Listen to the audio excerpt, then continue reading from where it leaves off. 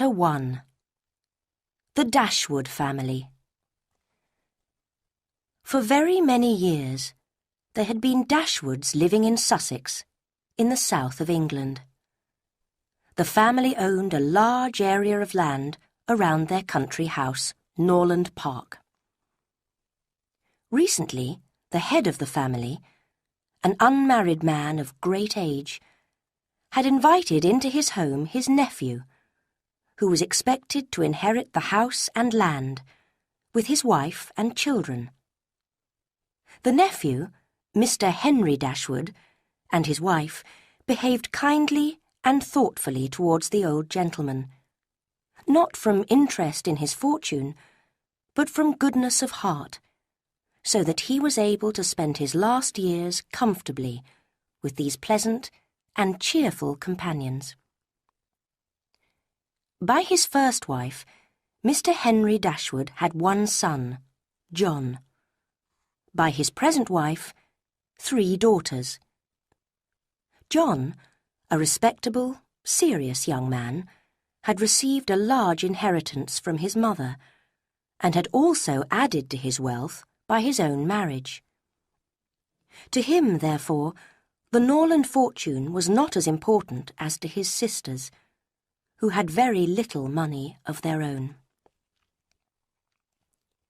When the old gentleman died, it was discovered that he had not left his fortune to Henry Dashwood to do what he liked with, but only to use during his lifetime. On Henry Dashwood's death, the inheritance would pass to his son John, and to John's son, a child of 4 years old. The old man had become fond of the small boy on his occasional visits to Norland, and so a spoilt child was preferred to Henry Dashwood's gentle wife and daughters, in spite of their years of loving care. No unkindness had been intended, however, and as a sign of his affection for the girls, the old gentleman left them £1,000 each. At first, Mr. Henry Dashwood was bitterly disappointed, as he had wanted the fortune more for his wife and daughters than for himself. But he soon realised that if he was careful with money in the next few years, he could save enough to provide generously for his family. Unfortunately, he did not live to carry out this plan, as he survived his uncle by only 1 year, and £10,000 was all that remained for his widow and daughters. Just before his death, he sent for his son, and begged him to take care of his stepmother and sisters. Mr. John Dashwood had not the strong feelings of the rest of the family, but such a request at such a time naturally had an effect on him, so he promised to do everything he could to make his father's family comfortable. He was not a bad young man, but rather cold-hearted and rather selfish, although he was, in general, well respected. If he had married a pleasanter woman, he would probably have been even more respected, and perhaps have become pleasanter himself, but his wife was colder and more selfish than he was. As soon as his father was dead and buried, Mrs. John Dashwood arrived unexpectedly at Norland with her child and her servants. She wished to make it clear that, as the house belonged to her husband from the moment of his father's death, she did not need any invitation from her mother-in-law. To a widow in Mrs. Dashwood's situation, this appeared unforgivable. In fact, Mrs. Dashwood, a sensitive and generous woman, felt so strongly about her daughter-in-law's unpleasant behaviour that she would have left the house immediately if her eldest daughter had not begged her to reconsider. Elinor, this eldest daughter, whose advice was so useful, had a great deal of intelligence and common sense, and although only 19, frequently acted as her mother's adviser. To the advantage of the whole family, she was often able to persuade Mrs. Dashwood to hold back the violent enthusiasms which were likely to lead them all into difficulties. Elinor had an excellent heart, full of affection, and although her feelings were strong, she knew how to control them. This was something which her mother had not yet learnt to do, and which Marianne, one of her sisters, had decided never to learn. Marianne was, like Elinor, generous, clever, and sensitive, but unlike Elinor, she was eager in everything.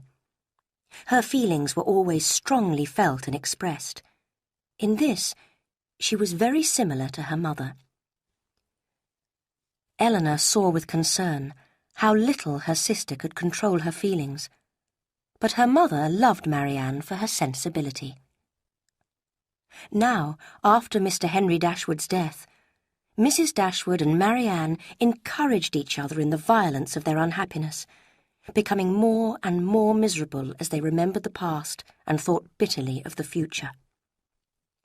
Elinor, too, suffered deeply, but she could still make an effort to discuss business with her brother, be polite to her sister-in-law, and try to persuade her mother to be calmer. The youngest sister, Margaret, was a pleasant girl of 13, but as she already had some of Marianne's sensibility, and not much of her intelligence, she seemed likely to grow up without her sister's advantages. Mrs. John Dashwood now made sure that everyone knew she was mistress of Norland, and that her mother-in-law and sisters-in-law were there as visitors. Her husband, however, reminded her of the promise he had given to his dying father, that he would take care of his stepmother and sisters. "I had thought, my dear," he added, "of giving the girls £1,000 each. It would certainly be a generous present for them." Mrs. John Dashwood did not at all approve of this. It would mean taking £3,000 from the fortune of their dear little boy. She begged her husband to think again. How could he rob his child, and his only child too, of so much money? And how could the Miss Dashwoods, who were related to him only by half-blood, which she considered no relation at all, possibly expect him to be so generous? "It was my father's last request to me," replied her husband. "I must keep my promise to him. I must do something for them when they leave Norland for a new home." "Well, then, do something for them. But you need not give them £3,000. Consider that when you have given the money, it will never come back. Your sisters will marry, and it will be gone from the family for ever." "You are right, my dear," said her husband seriously.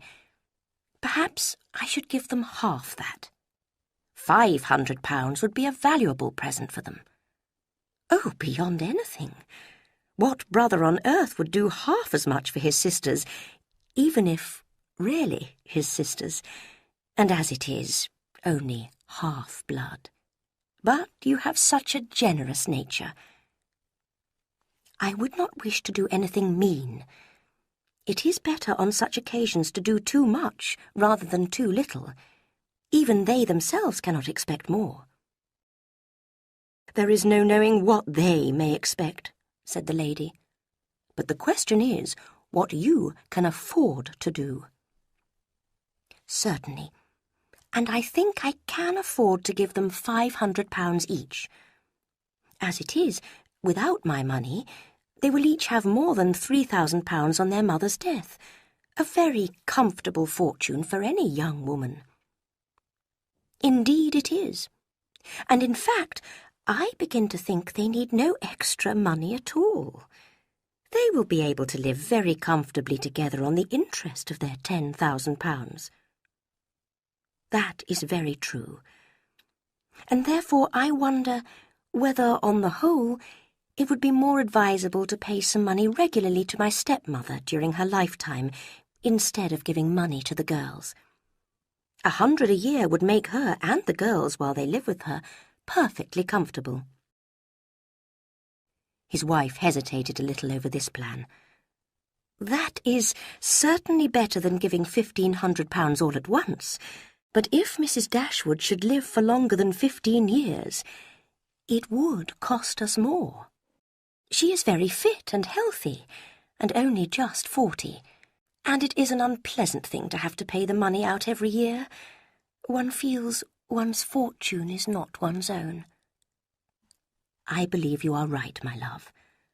Whatever I can give them occasionally will be of far greater assistance than a yearly allowance, because they would only live more expensively if they felt sure of receiving a larger income. If I give them a present of £50 now and then, I will, I think, be keeping my promise to my father in the fullest manner. To be sure you will. Indeed, to tell the truth, I am certain your father had no idea of your giving them any money at all. The assistance he was thinking of was, I dare say, looking for a comfortable, small house for them, helping them to move their furniture, and sending them occasional presents of fish and meat in season. Do consider, Mr. Dashwood, how very cheaply they will live. No carriage, no horses, and only 1 or 2 servants. I cannot imagine how they will spend half their money, and it is foolish to think of giving them more. They will much more be able to give you something. I believe you are perfectly right, said Mr. Dashwood. Now I understand clearly what my father meant, and he decided to offer no more to his father's widow and daughters than such neighbourly assistance as his wife suggested. Meanwhile, his stepmother, impatient to leave Norland, which held so many memories for her, had been looking for a suitable house to move into not too far away.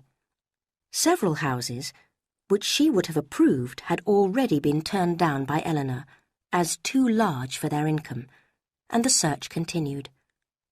6 months passed, with the 2 families living at Norland. Mrs. Dashwood came to dislike her daughter-in-law more and more, and would have found it impossible to live in the same house with her for so long, if something had not happened to make Mrs. Dashwood want to keep her daughters at Norland for a while.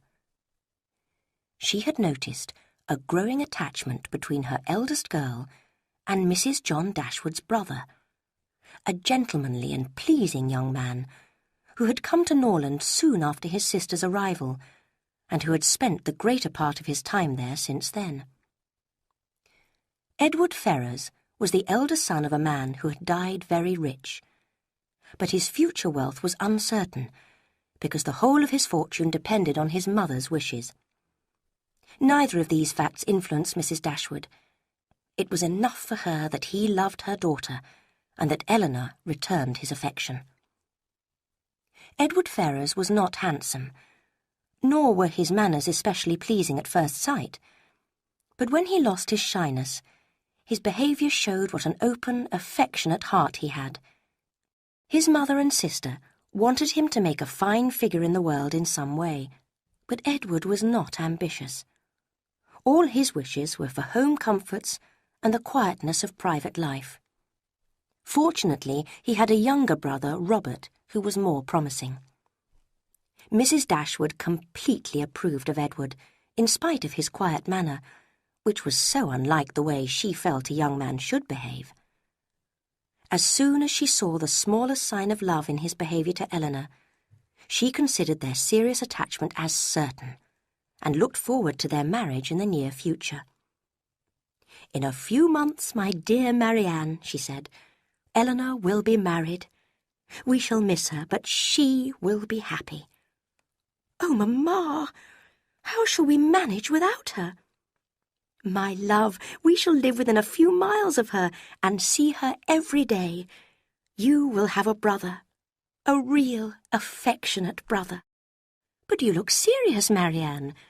Do you disapprove of your sister's choice?" "Perhaps I am a little surprised, Mamma. He is very pleasant, but there is something missing. There is no fire in his eyes, and I am afraid, Mamma, he has no real taste. He does not seem very interested in music, and I think he knows little of drawing or painting. And he is so calm when we discuss or read beautiful writing. It breaks my heart to hear him talk so quietly and with so little sensibility about things that matter so much to me. I could not be happy with a man who does not share all my feelings. Elinor may be happy with him, as she has not my feelings. But, Mamma, the more I know of the world, the more I am certain I shall never see a man I can really love. Remember, my love, you are not 17 yet.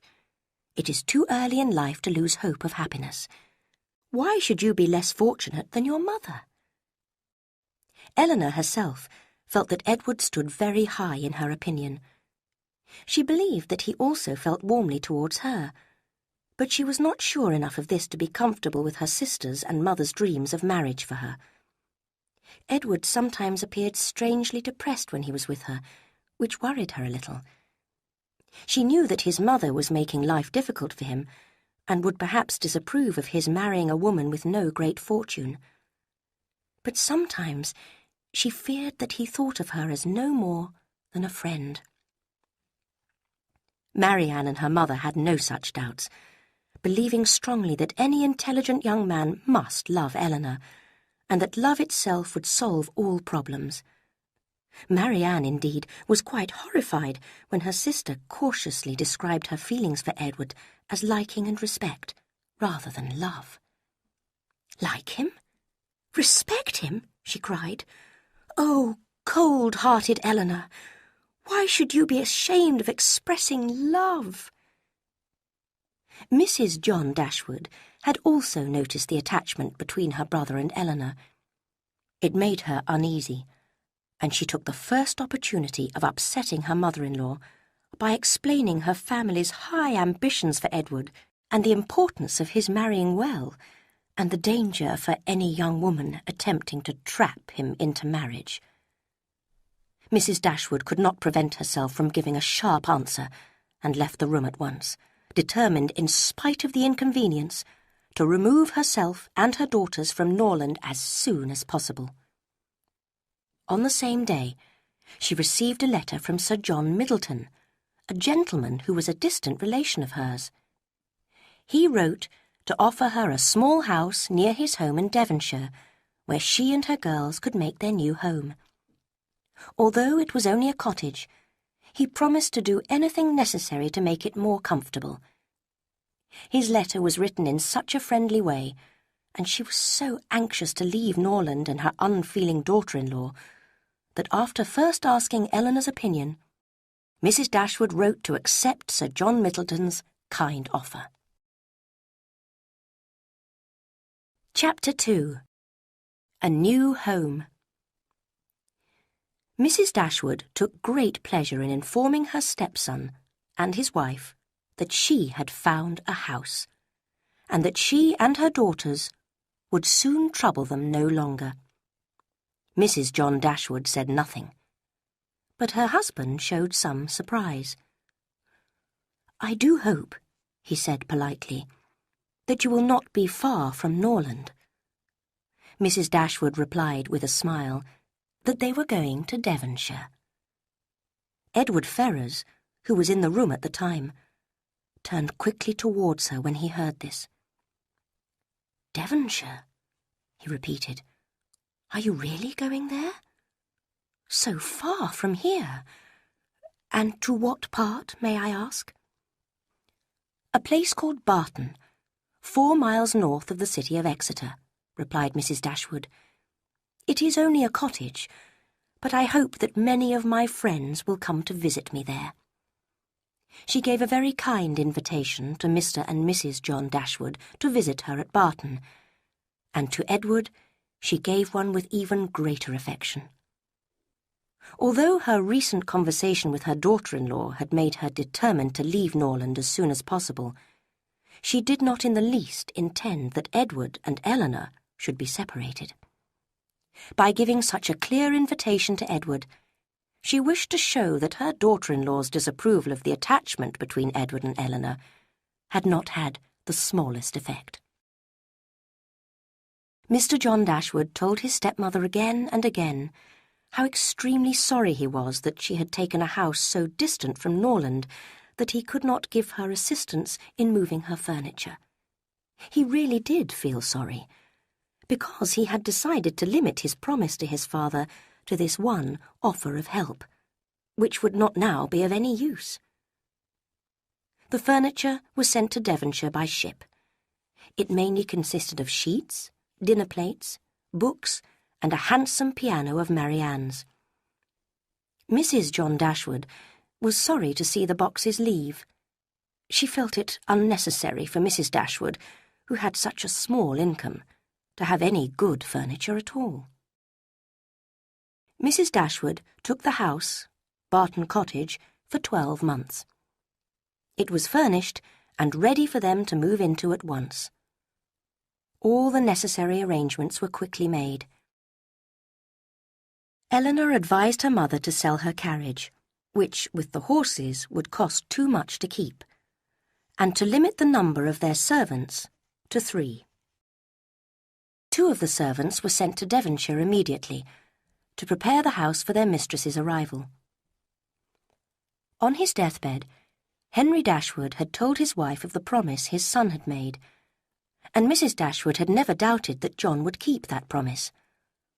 Now, as she and her daughters were about to leave Norland, was a most suitable time for him to offer them help. But Mrs. Dashwood soon began to lose hope. He so frequently talked of the rising costs of managing his house and land that he seemed in need of more money himself, rather than having any intention of giving money away. Soon they were ready to depart, and many were the tears that fell during their goodbyes to the home they loved so much. "Dear, dear Norland," said Marianne, walking alone in the park on their last evening. "I shall miss you all my life." During the first part of their journey to Devonshire, they were too miserable to notice anything. But when they entered Barton Valley, they became more cheerful and began to show interest in the countryside that would soon be part of their everyday life. It was a pleasant green valley, with thick woods and open fields. After driving for more than a mile, they reached their house. Barton Cottage was well built and in good condition. There were 2 sitting rooms downstairs, and 4 bedrooms and 2 servants' rooms upstairs.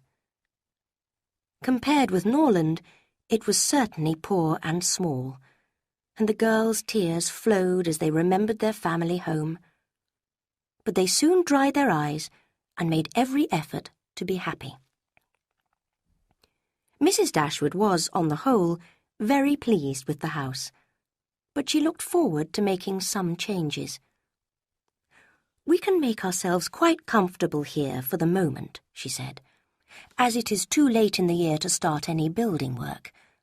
To be sure, the house is rather too small for us, but perhaps next year, if I have plenty of money, as I expect I shall, we may think about enlarging the sitting rooms, and adding a new dining room and another bedroom. That may be easily done. It is a pity the stairs are not more handsome, but I suppose it would not be difficult to widen them. I shall see how much I have saved in the spring." It was not quite clear how all this work could be done from the savings of an income of 500 a year by a woman who had never saved in her life. So meanwhile, they were wise enough to accept the house as it was. They spent their first day arranging their things around them to make themselves a home. Soon after breakfast the next day, they received a visit from their landlord, the gentleman who owned Barton Cottage. Sir John Middleton was a good-looking, cheerful man of about 40, who seemed really delighted by their arrival. He welcomed them to Barton, offering them anything from his own house and garden, Barton Park, that was lacking at the cottage. He showed a warm interest in their comfort, and hoped that they would meet his own family socially as often as possible. His kindness was not limited to words, because soon after he had left them, a large basket full of fruit and vegetables arrived from the park, followed by another of meat and fish. His wife, Lady Middleton, came to visit them the next day. The Dashwoods were, of course, very anxious to see a person on whom so much of their comfort at Barton must depend. Although at first they admired the elegance of her appearance and her manners, they soon realized that she did not have her husband's warmth or anything of interest to say. However, there was no lack of conversation, as Lady Middleton had wisely brought her eldest child with her, a fine little boy of about 6. As a result, there was always something to talk about.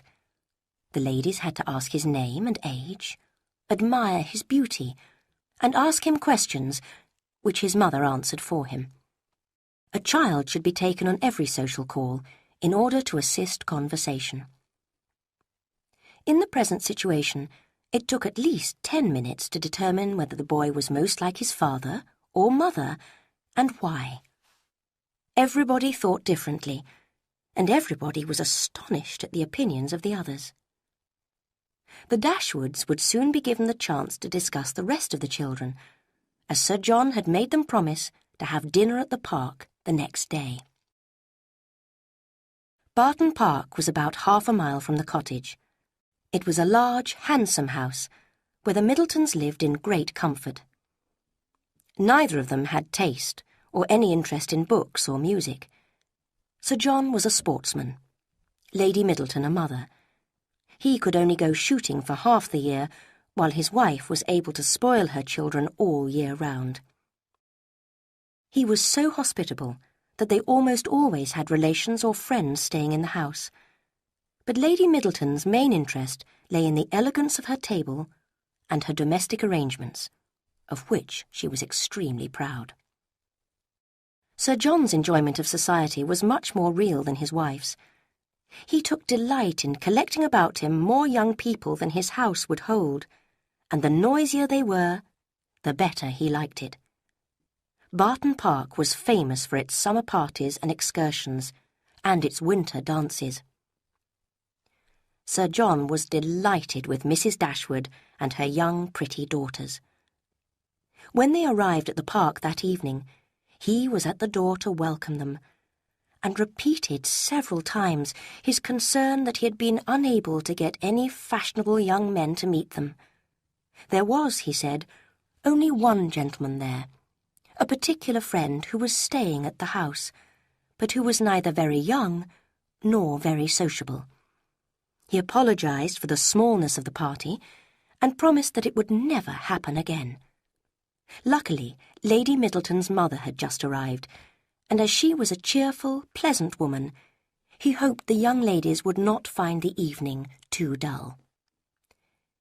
Mrs. Jennings, his mother-in-law, was a cheerful, fat, rather vulgar old lady, who laughed and talked a great deal.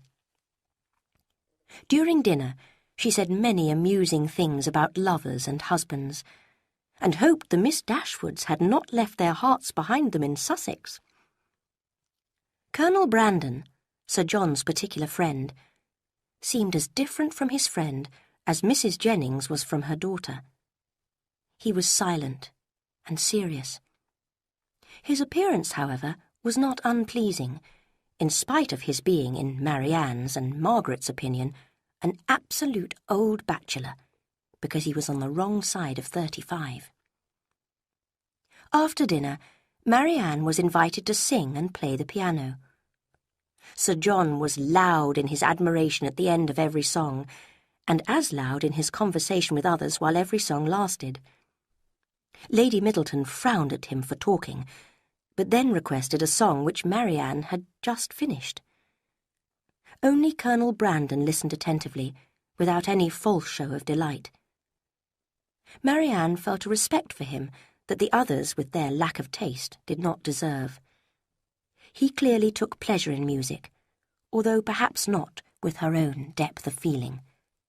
However, she was reasonable enough to accept that a man as old as 35, like the Colonel, may well have outlived real feeling and true enjoyment. Mrs. Jennings was a widow with a comfortable fortune.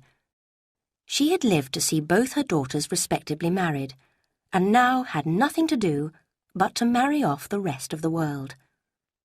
She spent most of her time planning weddings for all the young people she knew, and was remarkably quick at discovering attachments. Soon after her arrival at Barton, this quickness enabled her to inform the Middletons and the Dashwoods that Colonel Brandon was very much in love with Marianne. She was perfectly sure of it. It would be an excellent marriage, as he was rich and she was handsome. For a long time Mrs. Jennings had been eager to get Colonel Brandon well married, and she was always anxious to get a good husband for every pretty girl. The immediate advantage to herself was that she could make endless jokes against them both. At the cottage she laughed at Marianne, and at the park she laughed at the Colonel.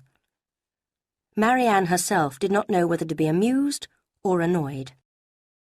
"It is such a silly accusation, Mamma, and I think it very unfeeling of Mrs. Jennings to laugh so cruelly at old Colonel Brandon. He is old enough to be my father." "My dear," said Mrs. Dashwood, smiling, "I cannot think a man 5 years younger than myself so extremely ancient as he appears to you." "But, Mamma, really, he must have long outlived any feelings of love by now, if he ever had any when he was younger. When is a man to be safe from such cruel jokes if age and bodily weakness cannot protect him?" "Bodily weakness?" said Elinor. "I know that he is older than we are, but surely you must accept that he still has the full use of his arms and legs. Did you not hear him complain of having a bad back?" "My dearest child," said her mother, laughing, "it must seem to you quite astonishing that my life has lasted to the great age of 40. Mamma, be serious. I know very well that Colonel Brandon is not old enough for his friends to worry yet about losing him. He may live for another 20 years. But 35 should have nothing to do with marriage." "Perhaps," said Elinor, 35 and 17 had better not have anything to do with marriage together. But a single woman of 27, for example, could easily consider Colonel Brandon's 35 years no disadvantage. "A woman of 27, said Marianne, after a moment's thought, can never hope to feel true love again. And if her home is uncomfortable or her fortune small, I suppose that she could accept the duties of a nurse in order to become a wife. It would be a marriage of convenience if Colonel Brandon married such a woman. The world would be happy with it, but in my eyes it would be no marriage at all." "It seems a little hard," said Elinor reasonably, "that you consider Colonel Brandon so ill that he is in need of nursing, only because he happened to complain yesterday of a pain in his shoulder. After all, it was a cold, wet day." But Marianne's views remained the same. Soon after this, however, when Elinor had left the room, Marianne spoke to her mother with some urgency in her voice. "Mamma, I am anxious about Edward Ferrars. I am sure he is ill. We have now been here almost 2 weeks, and he still has not come to see Elinor." "My dear, be patient," answered Mrs. Dashwood. "I did not expect him so soon, and I feel sure Elinor does not expect him either. When we were talking yesterday of a new fireplace for the spare bedroom, she said there was no hurry, as the room would not be needed for some time." "How strange! What can be the meaning of it? How cold, how calm their last goodbyes were. And Elinor is so self-controlled. She is never sad or restless or miserable. I cannot understand her."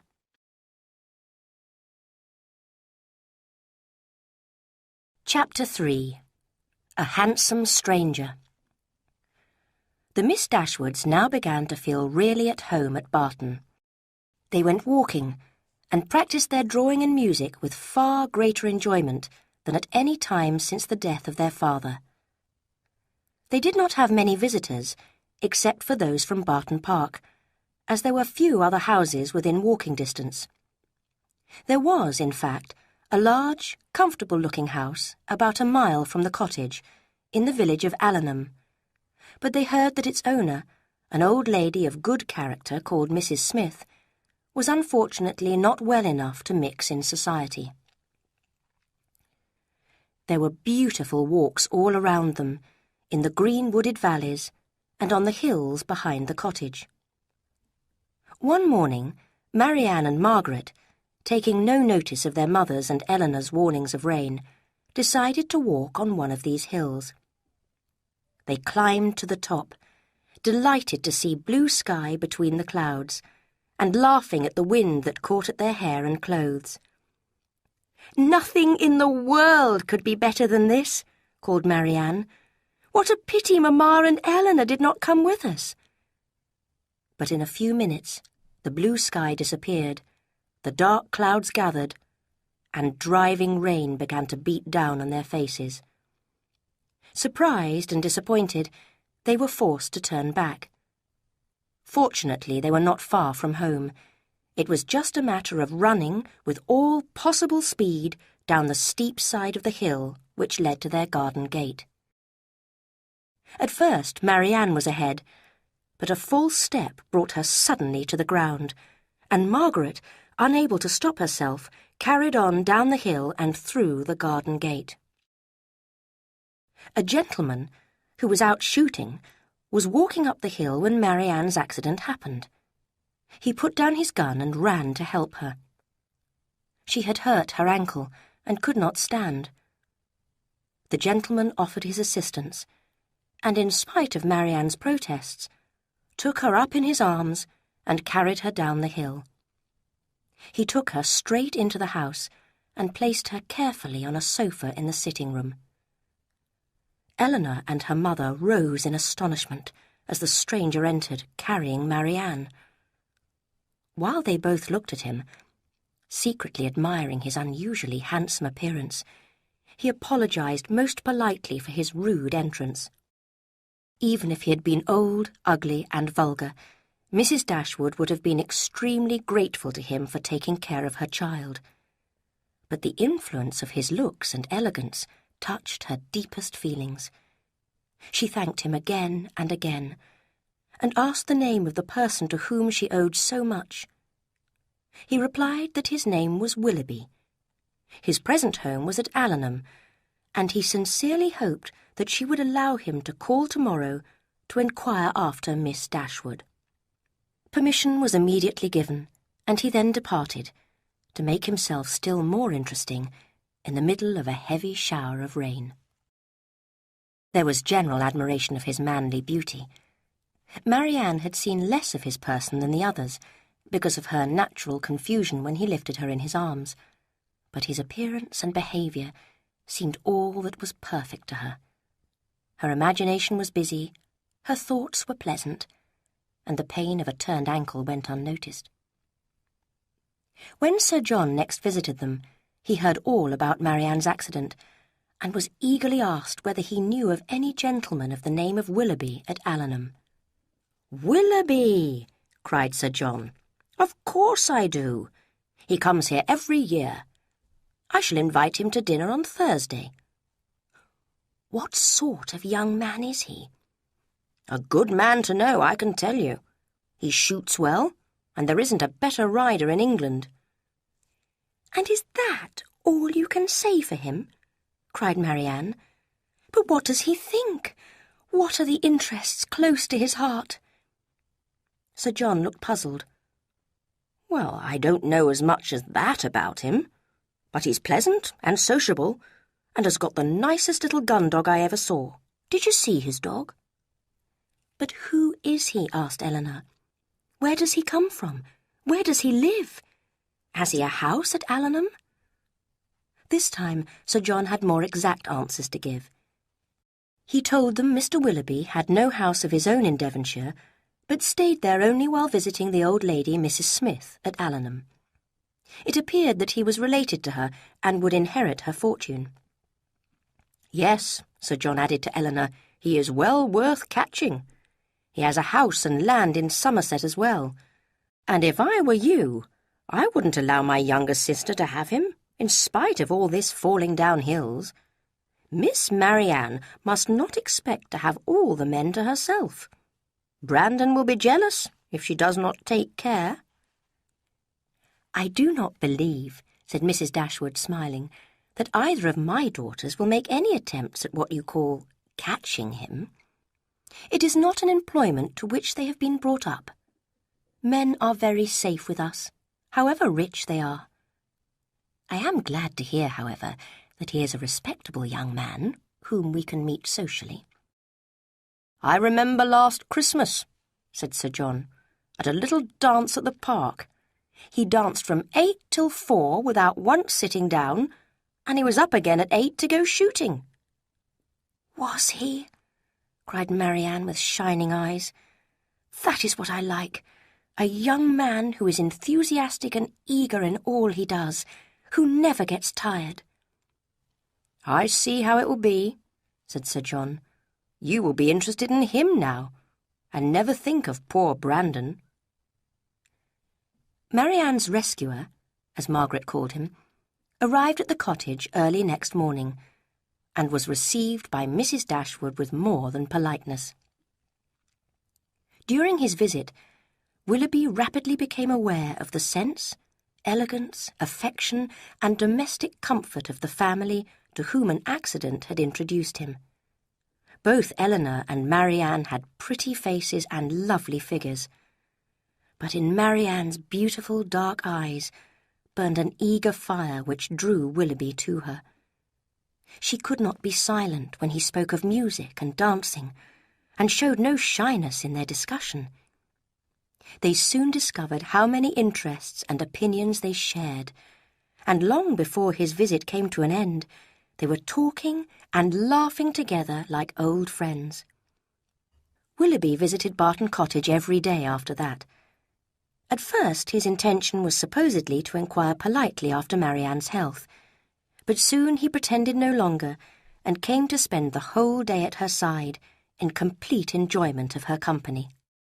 They read, they talked, they sang together, and Marianne found in Willoughby all the taste and sensibility which Edward Ferrars unfortunately lacked. Mrs. Dashwood considered him as faultless as Marianne did. Even Elinor saw nothing wrong in him, except for the habit, which Marianne shared, of being too ready to express an opinion about other people, and of putting his personal pleasure above social correctness. Marianne now began to realize she had been wrong to believe there was no such creature as the perfect man.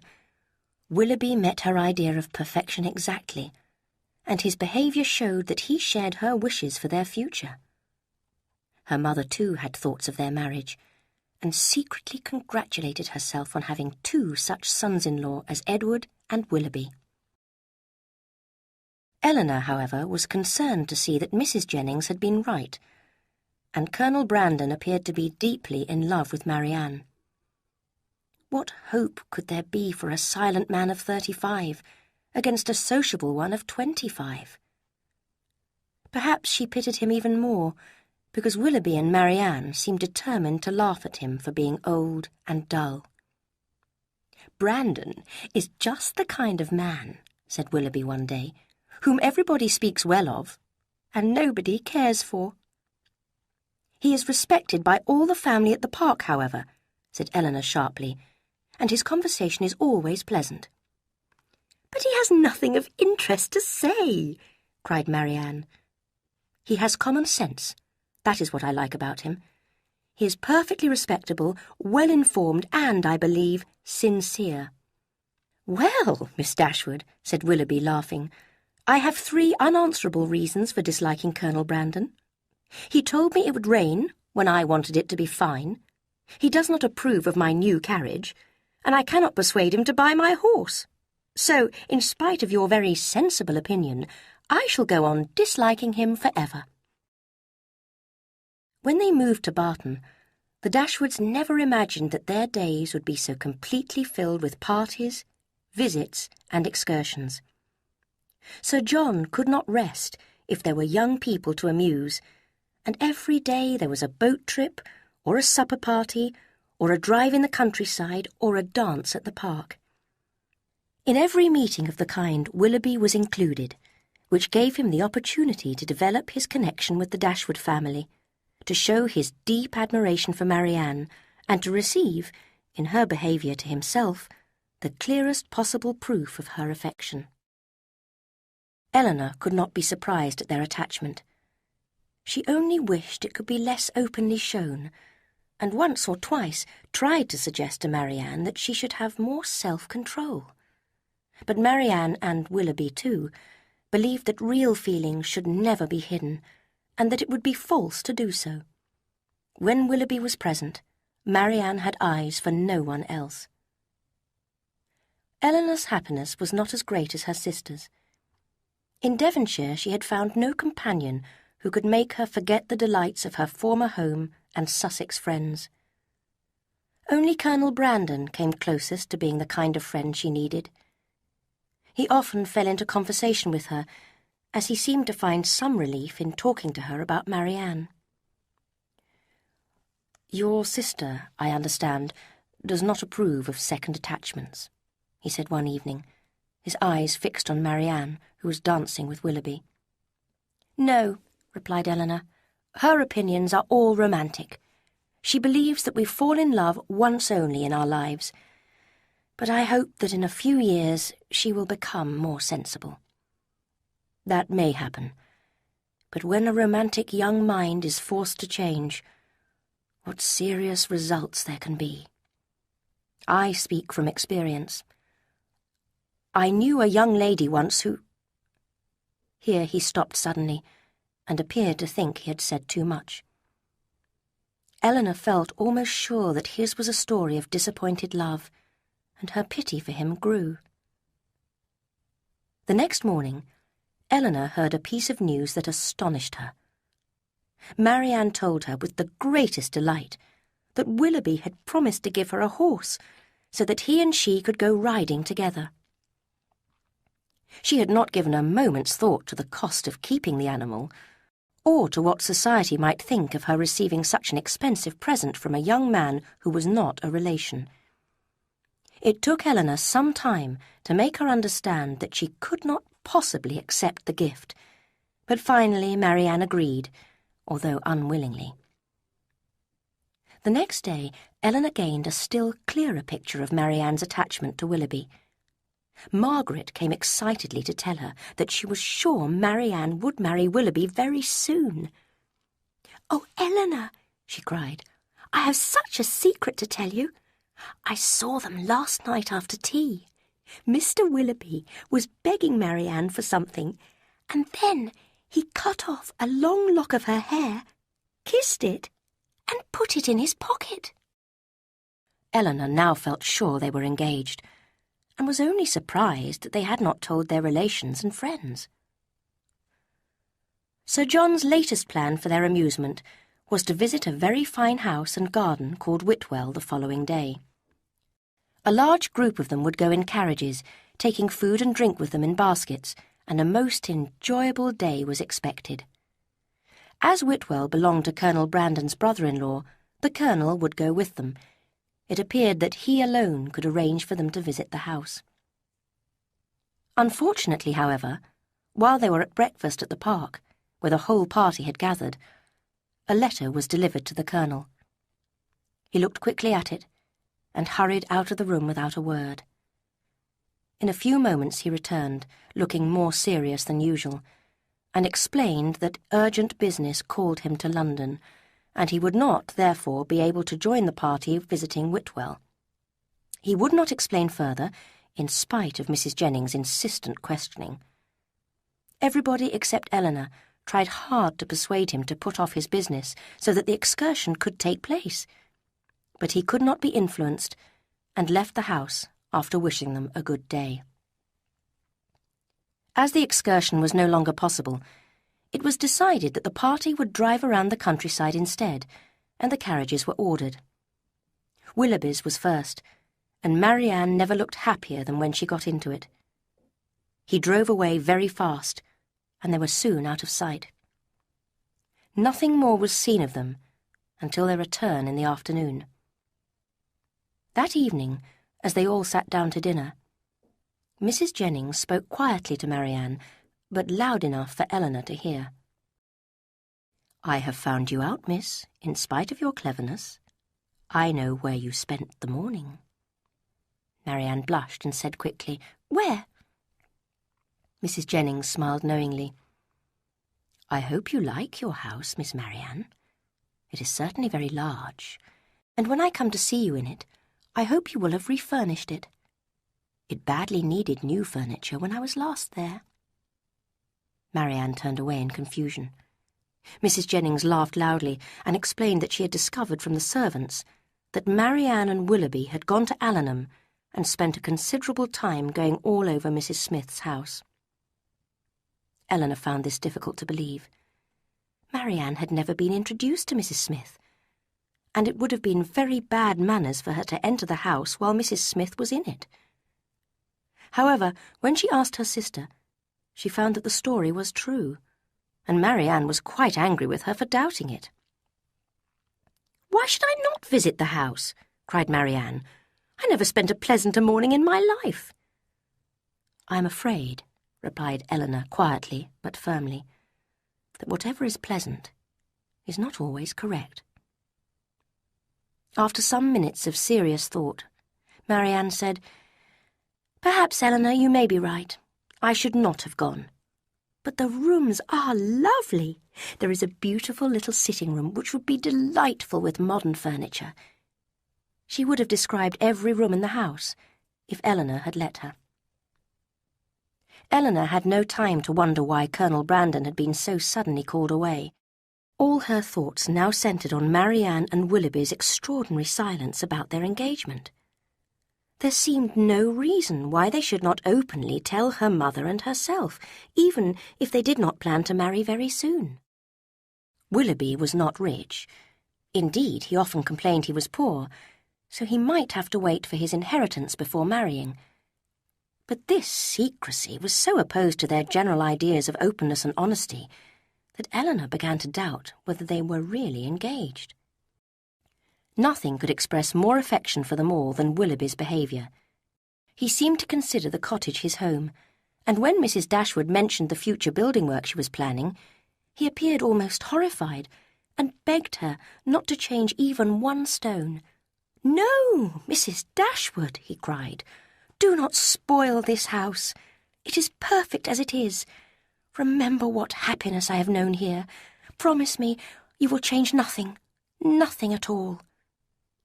To please him, Mrs. Dashwood dutifully promised. "I am glad of your promise. Now I would ask you one more thing. Tell me that not only your home will remain the same, but that I shall always find you and your family unchanged, and that you will always consider me with the kindness which has made you all so dear to me." The promise was given, and Willoughby's behaviour that evening was a proof of his happiness in their society. Chapter 4. Departures and Arrivals. The next morning, Mrs. Dashwood, with 2 of her daughters, went to visit Lady Middleton. Marianne wished to remain at home, and her mother, thinking that no doubt Willoughby had promised to call on her while she was alone, was quite happy to agree. When they returned from the park, they found, as expected, Willoughby's carriage waiting outside the cottage. But what they did not expect, as they entered the house, was to see Marianne rush out of the sitting-room, sobbing uncontrollably, and run upstairs. Surprised and worried, they went into the room, where they found only Willoughby. His face showed signs of the same strong feelings that had moved Marianne. "Is Marianne ill?" cried Mrs. Dashwood.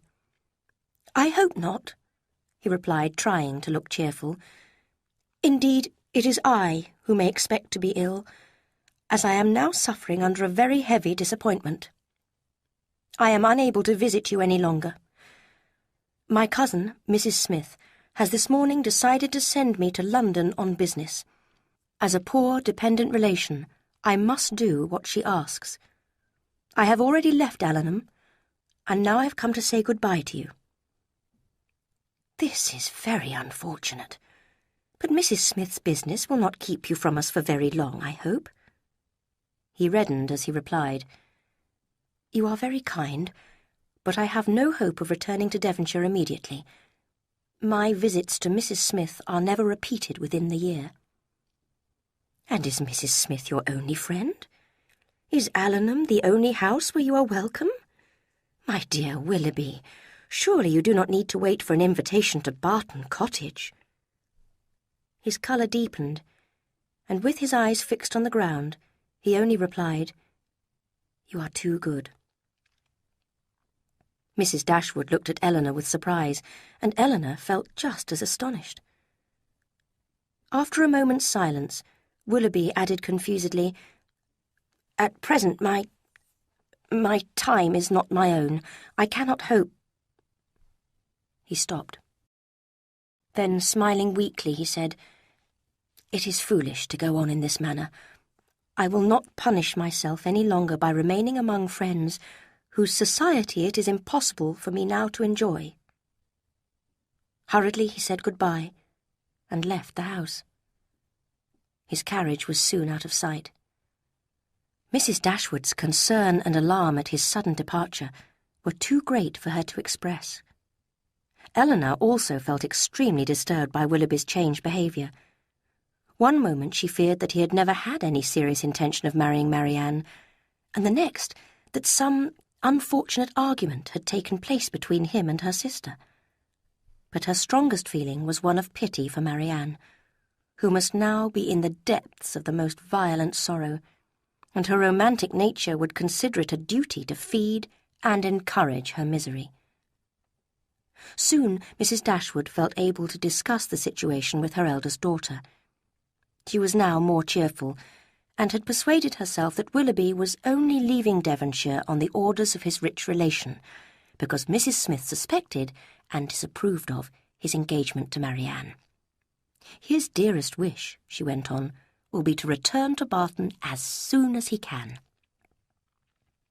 Elinor, listening patiently, agreed that this was quite possible. "But if they are engaged," she said, "although it may be necessary to hide the truth from Mrs. Smith, there is no reason to hide it from us." "My dear child," cried her mother, "it is strange for you to accuse Willoughby and Marianne of hiding their feelings when you have accused them of showing their feelings too openly." "I want no proof of their affection," said Elinor, "but of their engagement I do. I am perfectly happy with both. Has not his behaviour to Marianne, for at least the last fortnight, shown that he loved her and considered her his future wife? Is it possible, Elinor, to doubt their engagement? Willoughby must be aware of your sister's love for him. How could he leave her, perhaps for months, without telling her of his affection?" "I confess," said Elinor, "that everything points towards their engagement, except for one thing. Their silence on the subject, and for me that is the greatest difficulty of all. Oh, Elinor, I do not understand you. You prefer to believe in bad rather than good. Do you suspect Willoughby? But is he not a man of honour and feeling? You cannot really think he is deceiving Marianne?" "I hope not. I believe not," cried Elinor. "I sincerely love Willoughby, and I find it painful to suspect his intentions. Perhaps indeed you are right, and there is a simple explanation for his strange behaviour this morning." They saw nothing of Marianne until dinner, when she took her place at the table without saying a word. Her eyes were red and her face pale. She avoided looking at anyone, and could neither eat nor speak. She continued in the depths of misery all evening. Any mention of anything to do with Willoughby made her burst into tears instantly, and although her family were most anxious for her comfort, it was impossible for them to keep clear of every subject which her feelings connected with him. Marianne would have thought herself very insensitive if she had been able to sleep at all the first night after parting from Willoughby. She would have been ashamed to look her family in the face if she had not risen from her bed more in need of rest than when she lay down on it. But there was no danger of this happening. She spent most of the night sobbing bitterly, and got up with a headache. She passed the rest of the day, and several more days after that, in feeding her sorrow, by playing all Willoughby's favourite songs, by reading the books they used to read together, and by walking alone on the hills where they used to walk, until her heart was so heavy that no further sadness could be added. No letter from Willoughby came, and none seemed expected by Marianne. Her mother was surprised, and Elinor again began to worry. One morning, about a week later, Elinor persuaded Marianne to join her sisters in a walk. As they went along the road away from the cottage, they saw a gentleman riding towards them, and at once Marianne cried out in delight, "It is he! I know it is!" She ran eagerly to meet him. But Elinor called out, "Marianne, I think you are wrong. It is not Willoughby." But Marianne would not listen, and continued running until she was quite near the rider, when she stopped suddenly. She had realized it was not Willoughby, and her disappointment was almost too great to bear. Just then the gentleman called to her, and she recognized Edward Ferrars. He was the only person in the world who could at that moment be forgiven for not being Willoughby, and she smiled at him, holding back her tears. After the greetings, however, she watched with growing surprise his polite and distant behaviour to Elinor, which was very unlike a lover's. And when she heard that he had already been in Devonshire for a fortnight, without coming to see Elinor, she almost began to feel dislike for him. "Have you been to Sussex recently?" asked Elinor. "I was at Norland about a month ago," replied Edward. "How does dear, dear Norland look?" cried Marianne. "Dear, dear Norland," said Elinor, "probably looks much the same as it usually does at this time of year, the woods and walks thickly covered with dead leaves." "Oh," cried Marianne, "those falling leaves gave me such delight. How I used to love seeing them driven around me by the wind. Now there is no one to watch them, no one to care." "It is not everyone," said Elinor, "who has your passion for dead leaves." They all returned to the cottage together, where Edward received the kindest possible welcome from Mrs. Dashwood. Under her warm influence, he began to lose his shyness, or coldness, and to become more like himself. But he still did not seem cheerful. This was noticed by the whole family. "Well, Edward," said Mrs. Dashwood after dinner, "what are your mother's plans for you at present? Does Mrs. Ferrars still want you to be a politician?" "No. I hope my mother realizes I can never do that. I am afraid she and I will never agree in our choice of a profession for me. As you know, I did not enjoy studying law. I have always preferred the church, but that is too ordinary for my family." "So how are you to become famous? Because that is what all your family wants, I understand." "I shall not attempt it. I have no wish to be grand or important, and I have every reason to hope I never shall be." "I know you are not ambitious, Edward." "No. I wish, like everybody else, to be perfectly happy, but in my own way. Greatness will not make me happy." "How right you are!" cried Marianne. "What has wealth or greatness to do with happiness?" "Greatness has very little," said Elinor, "but wealth has much to do with it." "Elinor," cried Marianne, shocked, "money can only give happiness where there is nothing else to give it. Beyond answering our basic needs, money is of no use to us at all." "Perhaps," said Elinor, smiling, "we may agree in the end. Your basic needs and my wealth are very much alike, I expect. Come, what is your basic figure?" 2,000 a year, not more than that." Elinor laughed. 2,000 a year? 1 is my wealth. I guessed what you would say. And yet 2,000 a year is not a large income. A family cannot live on less.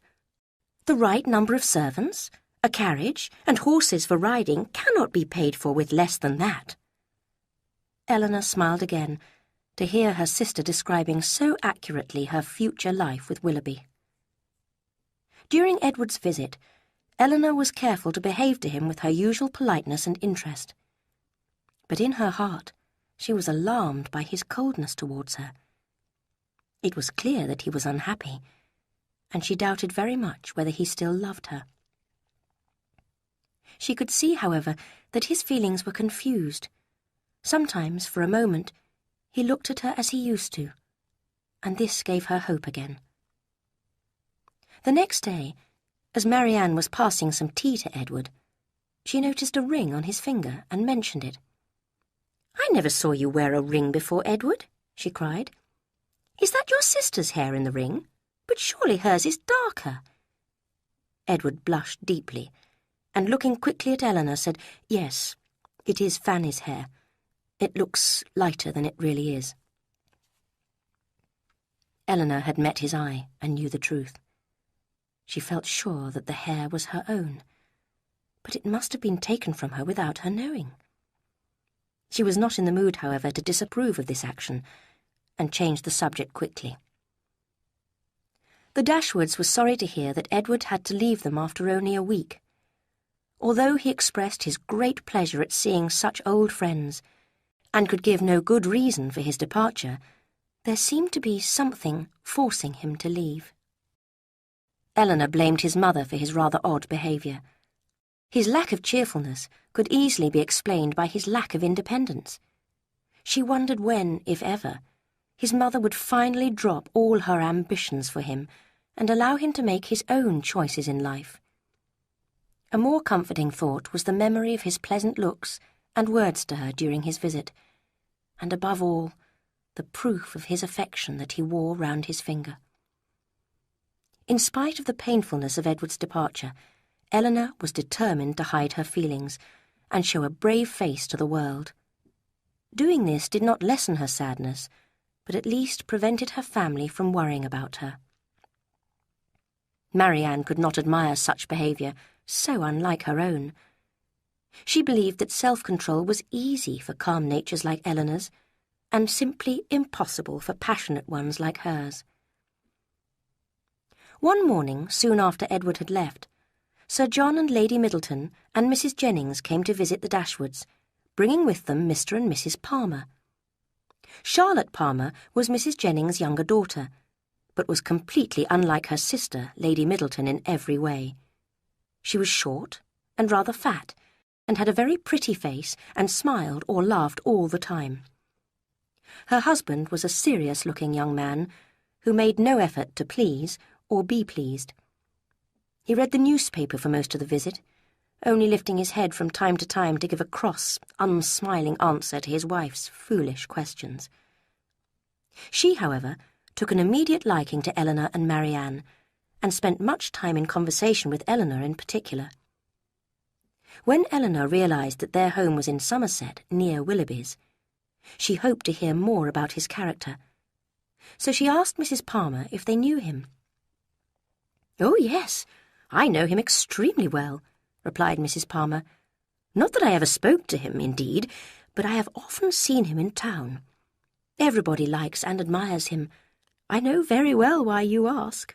I am delighted that your sister is to marry him." "You know much more of the matter than I do," said Elinor, surprised, "if you have any reason to expect that." "Don't pretend it's not true, because you know it's what everybody in London is talking of." "My dear Mrs. Palmer, on my honour, they all talk of it. I met Colonel Brandon on Bond Street, and he told me of it immediately." "You surprise me very much. I would not expect Colonel Brandon to give such information, even if it were true." "Well, when I met him, I said, 'Colonel, I hear there is a new family at Barton Cottage, and Mamma says the girls are very pretty, and that one of them is engaged to Mr. Willoughby. Is it true?' And he said nothing, but from his expression I knew it was certain. Of course, I have known Colonel Brandon a long time. I believe," she added in a low voice, he would have been very glad to marry me if he could. But Mamma did not think him a good enough husband for me. In any case, I am much happier as I am. Mr. Palmer is just the kind of man I like.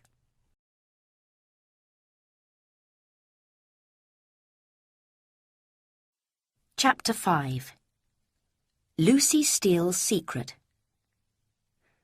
The Palmers returned to Somerset the next day, but it was not long before Sir John had more visitors at Barton Park. On a morning's excursion to Exeter, he and his mother-in-law had met two young ladies, the Miss Steeles, whom Mrs. Jennings discovered to be distant cousins. Sir John, always eager for society, immediately invited them to stay at the park as soon as they were available, and most fortunately, they were able to accept the invitation almost at once. The young ladies arrived. Their appearance was by no means unfashionable, their dress was elegant, and their manners were very polite. They were delighted with the house and furniture, and they happened to be so madly fond of children that Lady Middleton had an excellent opinion of them by the time they had been at the park for an hour. Sir John hurried off to Barton Cottage to tell the Miss Dashwoods. "They are the sweetest girls in the world," he said. Elinor smiled at this. She knew that, for Sir John, the sweetest girls in the world were in every part of England, with every possible kind of face, figure, and character. Sir John wanted the whole family to walk to the park immediately and look at his guests. Kind, thoughtful man. It was painful to him even to keep a third cousin to himself. But, in spite of his efforts, he could only gain the Dashwoods' promise to visit the park in a day or two. When the promised visit took place, they found nothing to admire in the appearance of the elder Miss Steele, who was nearly 30, with a very plain face. However, the younger, Miss Lucy Steele, who was not more than 23, had a considerable beauty. Her face was pretty, she had a sharp, quick eye, and she held herself with a certain air. Elinor soon noticed the pleasing manners and constant attentions with which they were winning Lady Middleton's approval. They were full of praise for the beauty and intelligence of her children, and full of admiration for Lady Middleton herself. Fortunately for those who use these clever tricks, a fond mother can never hear enough praise of her children, and therefore will swallow anything.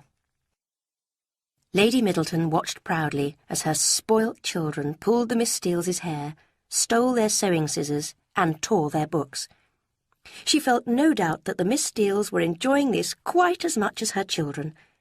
She was only surprised that Elinor and Marianne should sit so calmly, without taking any part in the enjoyment. "How playful dear little William is," she said lovingly, as her second boy violently pulled Miss Steele's finger. "And here is my sweet Anna Maria, such a quiet little thing." She bent to kiss her daughter, but unfortunately a pin in her dress scratched the child's neck.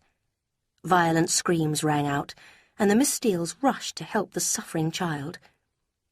The little girl realized that the louder she screamed, the more attention she would receive, and nothing could be done to calm her.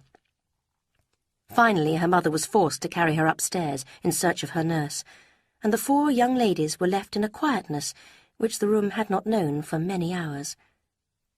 "Poor little creature," said the elder Miss Steele. "I do not think there was any real cause for alarm," said Marianne firmly. "What a sweet woman Lady Middleton is," said Lucy Steele. Marianne was silent, as it was impossible for her to say what she did not feel. It was Elinor who was forced to reply. "She is a very fond mother," she said truthfully. "And the children," cried Lucy. "I love to see children full of life and fun. I cannot bear them quiet." "I confess," replied Elinor, "that while I am at Barton Park, I never think of quiet children with any displeasure." A short silence was broken by the elder Miss Steele, who suddenly changed the subject by saying, "How do you like Devonshire, Miss Dashwood? I suppose you are very sorry to leave Sussex. Norland is a beautiful place, is it not?" "We have heard Sir John admire it," said Lucy quickly. Elinor was surprised that the Miss Steeles seemed to know so much about her family. Indeed, it is a lovely place. "And had you a great many handsome young bachelors there?" asked Anne Steele. "I'm afraid you may find it dull here. I do like a place with a lot of good-looking young men, but they must dress well and behave politely. I suppose your brother was quite an elegant young man before he married."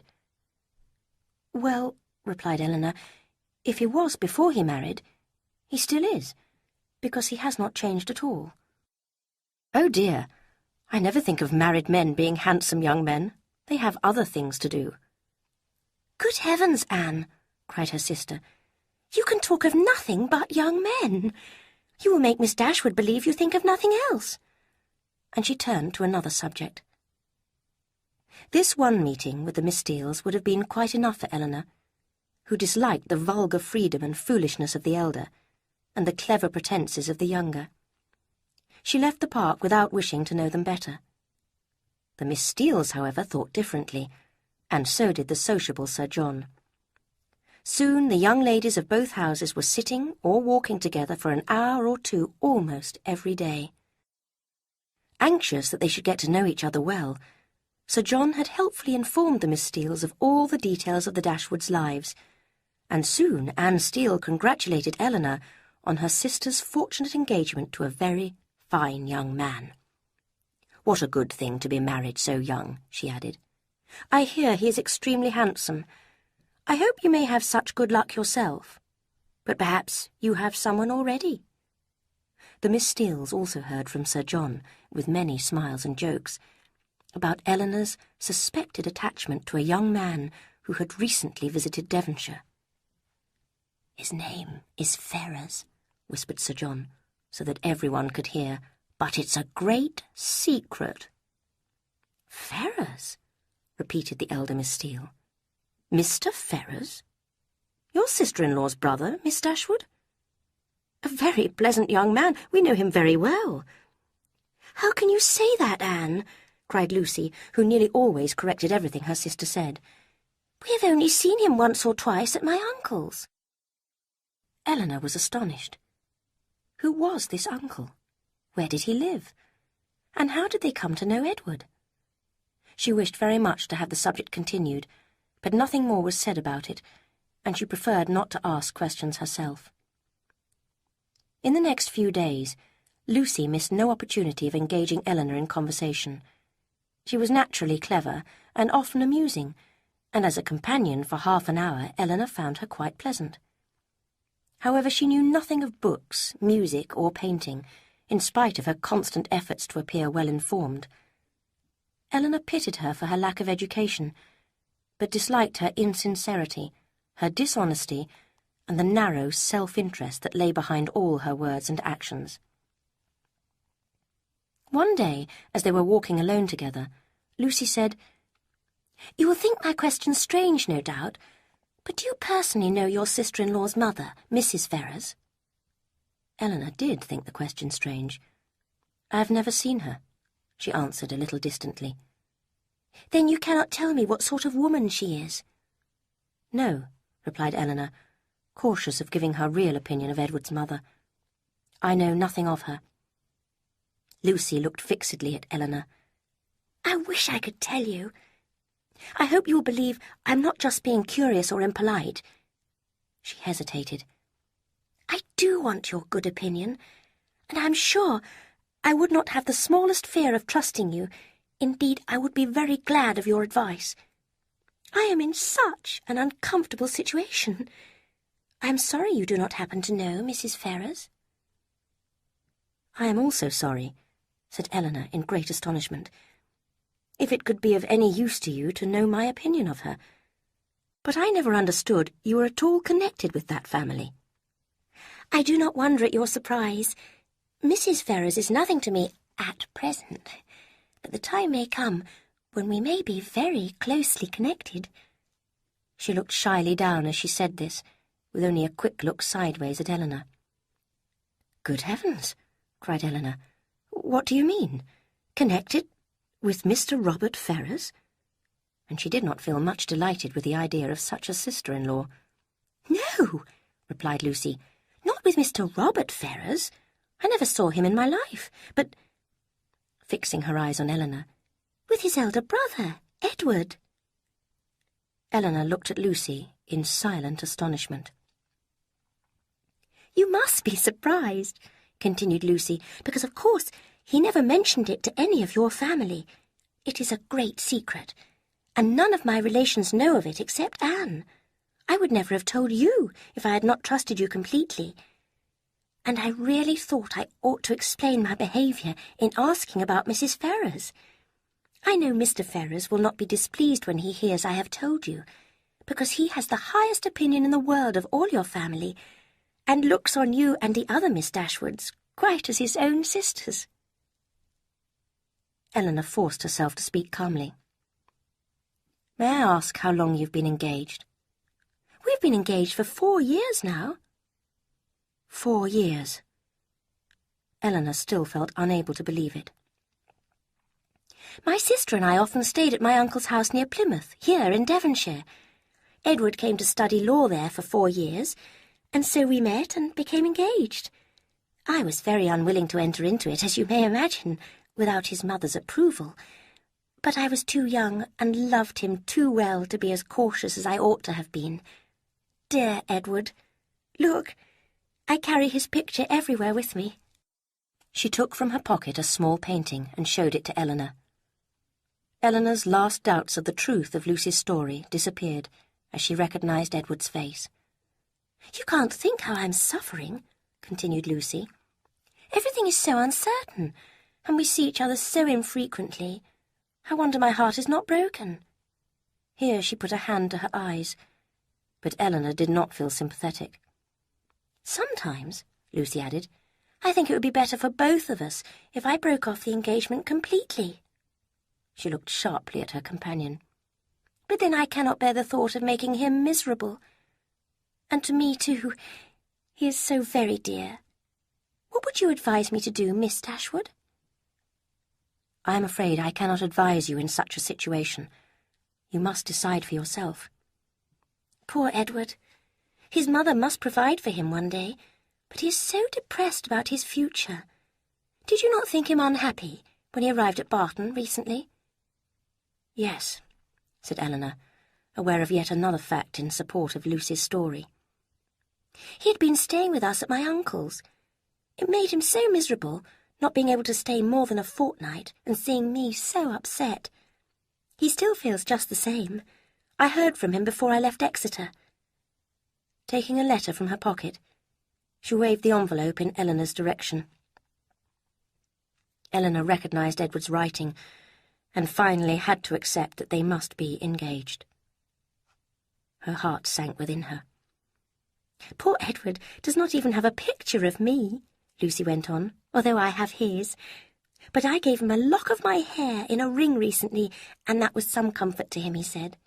Perhaps you noticed the ring on his finger?" "I did," said Elinor. Her voice was calm, but her calmness hid an unhappiness greater than she had ever felt before. She was shocked, confused, and miserable. Here their conversation ended, and Elinor was left alone to think. She felt sure that Edward's affection was still hers. He certainly loved her, and had never intentionally deceived her. Unfortunately, he was now tied by an early and foolish engagement to a pretty but insincere, vulgar, and selfish girl whose main interest lay in his future income. Elinor's tears flowed more for Edward than herself. She had lost her chance of happiness with him, but would only be miserable for a time, while he had nothing at all to look forward to in life. Over the next few days, Elinor took great care to hide her unhappiness. She was glad to spare her family the shocking news of Edward's secret engagement, as she knew that their affection and sorrow would only add to her misery.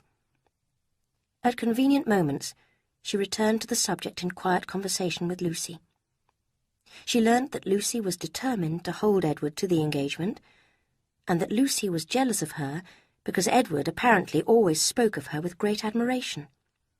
Indeed, what other reason could Lucy have for telling Elinor her secret, if not to warn her to keep away from Edward. Elinor realised with great sadness that Edward was not only without affection for his future wife, but that he had not even the chance of being reasonably happy in marriage. Chapter 6. Elinor and Marianne in London.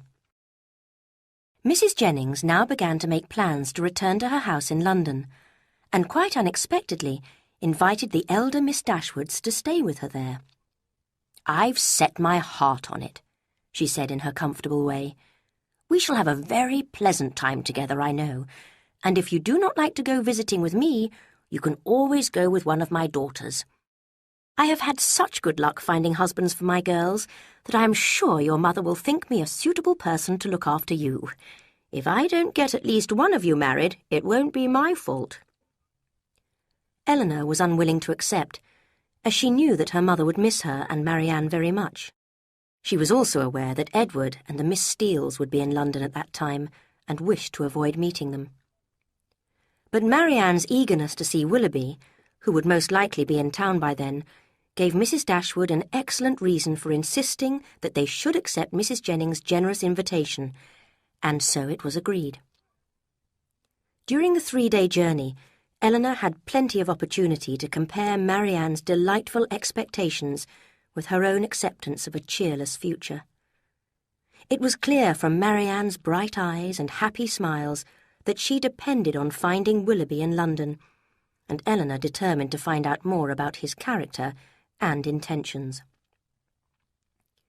On their arrival at Mrs. Jennings' handsome house, the young ladies were given Charlotte's old room, a large and comfortable apartment. Elinor immediately sat down to write to her mother, and Marianne also sat down with pen and paper. "I am writing home, Marianne," said Elinor. "Perhaps you should put off writing for a day or two." "I am not writing to Mamma," replied Marianne quickly.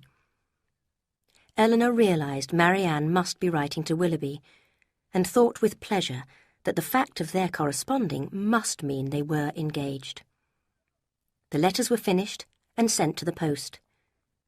During the rest of the evening, Marianne appeared very agitated. She ate almost nothing, and seemed to be anxiously listening to the sound of every carriage. Suddenly, after dinner, there was a knock on the front door, and Marianne jumped up, moving eagerly towards the sitting-room door. She could not help crying, "Oh, Elinor, it is Willoughby!" and seemed almost ready to throw herself into his arms when Colonel Brandon entered. It was too great a shock to bear with calmness, and she immediately left the room. Elinor greeted the Colonel. She was particularly sorry that a man so in love with her sister should see that Marianne felt nothing but bitter disappointment in meeting him. He was clearly astonished and concerned to see Marianne leave the room in such a way. "Is your sister ill?" he asked anxiously. Elinor answered unwillingly that she was, and talked of headaches and overtiredness and anything that could reasonably explain her sister's behaviour. Their conversation continued on more impersonal subjects, until Mrs. Jennings entered the room with all her usual noisy cheerfulness. "Oh, Colonel," said she, "I am so glad to see you, and you see, I have brought 2 young ladies with me. Your friend Miss Marianne is here too. You will not be sorry to hear that. I don't know what you and Mr. Willoughby will do about her, between you. But, Colonel, where have you been since we saw you at Barton Park? Come, let's have no secrets among friends." He replied politely, but gave no real answer, and did not stay long. The ladies all agreed to go to bed early. The next morning Marianne looked happy again. Yesterday's disappointment seemed forgotten in the cheerful expectation of what was to happen that day. They spent the morning shopping in a fashionable part of London with Mrs. Palmer. During this time Marianne was restless and inattentive, always looking out at the street, and wildly impatient to be at home again. As soon as they returned, she ran in eagerly. "Has no letter been left for me?" she asked the servant. "No, miss," he replied. "Are you quite sure? No card, or letter, or note?" "How very strange. she said in a low, disappointed voice. Strange indeed, Elinor thought worriedly.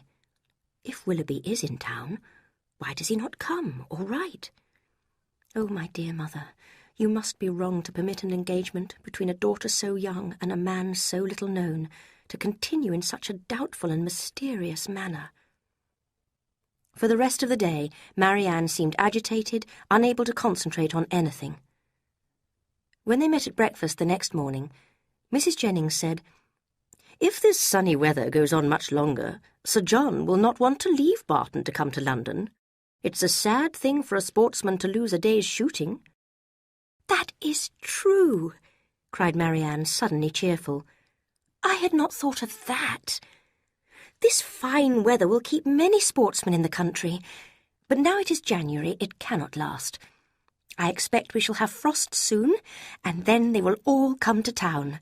Why, it may even freeze tonight." During the next few days, Elinor was both amused and saddened to see Marianne's newfound interest in the weather. "The wind has changed, has it not, Elinor?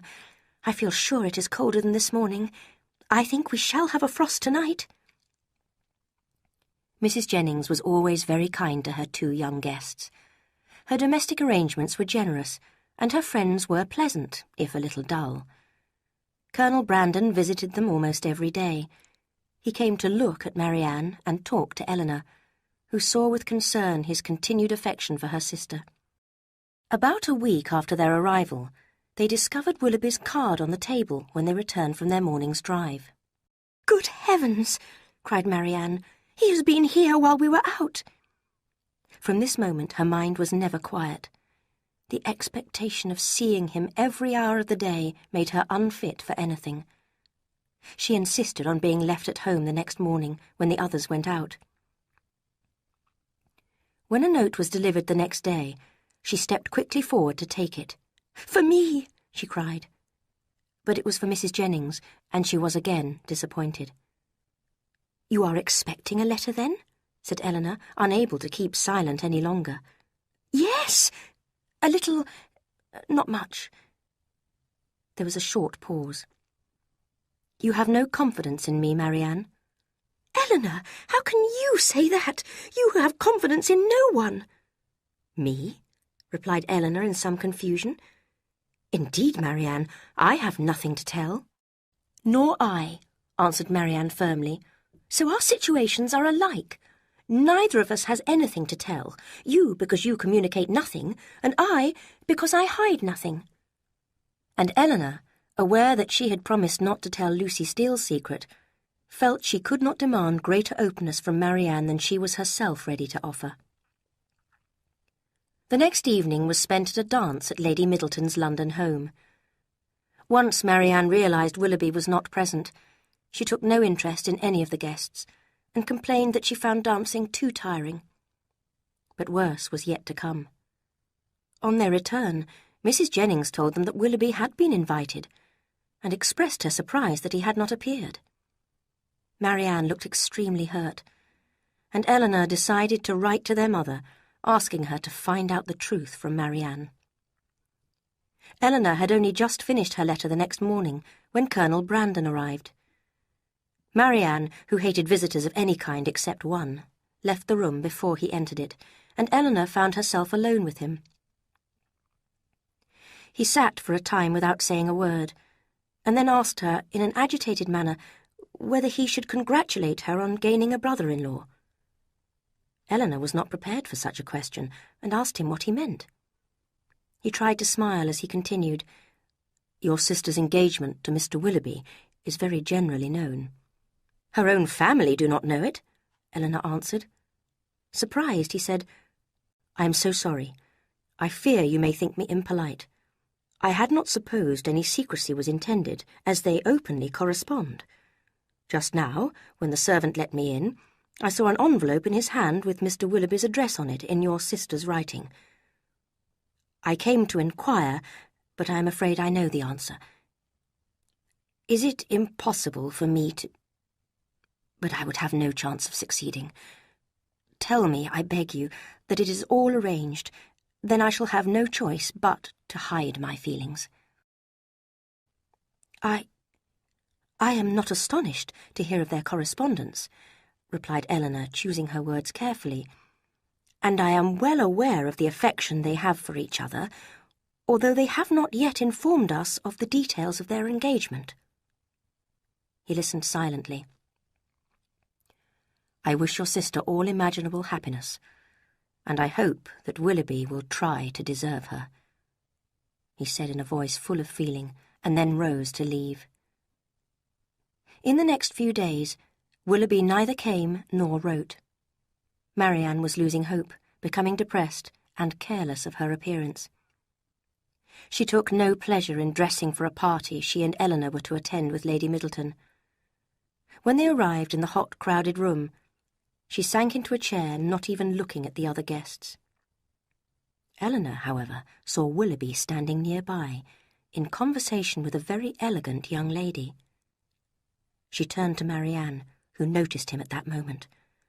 Her whole face shone with sudden delight, and she would have run to him at once if her sister had not caught hold of her. "Good heavens!" Marianne cried. "He is there! Oh, why does he not look at me? Why cannot I speak to him?" "I beg you, be calm," said Elinor. "Try to hide your feelings." But this was impossible for Marianne. She sat there, her anxiety and impatience written clearly on her face. At last, Willoughby turned round and looked at them both. Marianne jumped up and held out her hand affectionately to him. He came closer and spoke to Elinor rather than her sister, asking in a hurried manner after Mrs. Dashwood. Marianne blushed deeply and cried, "What is the meaning of this, Willoughby? Will you not shake hands with me?" He could not avoid it then, but he held her hand only for a moment. "I did myself the honour of calling on you last week, when you were unfortunately not at home." "But have you not received my letters?" cried Marianne in the wildest anxiety. "There must be some terrible mistake. Tell me, Willoughby, I beg you, what is the matter?" He looked ashamed, but on catching the eye of the young lady with whom he had been talking, his expression seemed to harden. "Yes," he said, "I had the pleasure of receiving information of your arrival in town, which you were so good as to send me," and turned away to join his friend. Marianne, looking horribly white, was unable to stand, and Elinor helped her to a chair. Soon Willoughby was seen to leave the party, and as Marianne was clearly unwell, Elinor asked Lady Middleton to take them home. Nothing was said between the sisters, as Marianne was suffering too much to speak. Elinor now realised that for Willoughby the attachment was over, and she felt extreme distaste for his manner of ending it. Neither sister slept much that night, and it was still dark when Elinor was woken by the sound of agitated sobbing. She saw Marianne, only half-dressed, writing as fast as a constant flow of tears would permit her. "Marianne, may I ask—" said Elinor gently. "No, Elinor. Ask nothing. You will soon know all." This was said with a sort of desperate calmness, which lasted only as long as she spoke. It seemed probable that she was writing for the last time to Willoughby. The letter was given to a servant, to be delivered by hand, and the sisters went down to breakfast. Soon afterwards a letter arrived from Marianne, who went deathly pale and instantly ran out of the room. Mrs. Jennings laughed comfortably. "Is that a love letter from Willoughby? Well, well, I never saw a young woman so passionately in love in my life. I hope he won't keep her waiting much longer." Eager to know what Willoughby had written, Elinor hurried to their room. Marianne was lying on her bed, sobbing violently. Elinor took her sister's hand, kissed her affectionately several times, and burst into tears herself. Marianne, although unable to speak, seemed to feel her sister's loving sympathy, and silently gave her Willoughby's letter to read. "My dear Madam, I have just had the honour of receiving your letter, for which I thank you. I am concerned to find there was anything in my behaviour last night that you did not approve of, and I beg your forgiveness. I shall always remember my former visits to your family with the most grateful pleasure. but I hope I have never given anyone reason to think that I felt more for you than I ever expressed. You will accept that I could never have meant more when you understand that my affections have long been engaged, and it will not be many weeks before the lady and I are married. I obey your orders to return your letters and the lock of hair which you so kindly offered me. Your obedient servant, John Willoughby. Elinor was horrified. She had expected a confession, explanations and reasons, but not expressed in a manner so far from every honourable and gentlemanly feeling. How could Willoughby have written a letter so cruel, so hurtful? It was a relief to her that Marianne had escaped any connection with such a man. She turned to her sister, who now felt able to speak. "Poor Elinor, how unhappy I make you. I only wish there were anything I could do which might be of comfort to you." "Oh, Elinor, I am so miserable," said Marianne, before her voice was completely lost in passionate and bitter sobbing. "Calm yourself, dear Marianne.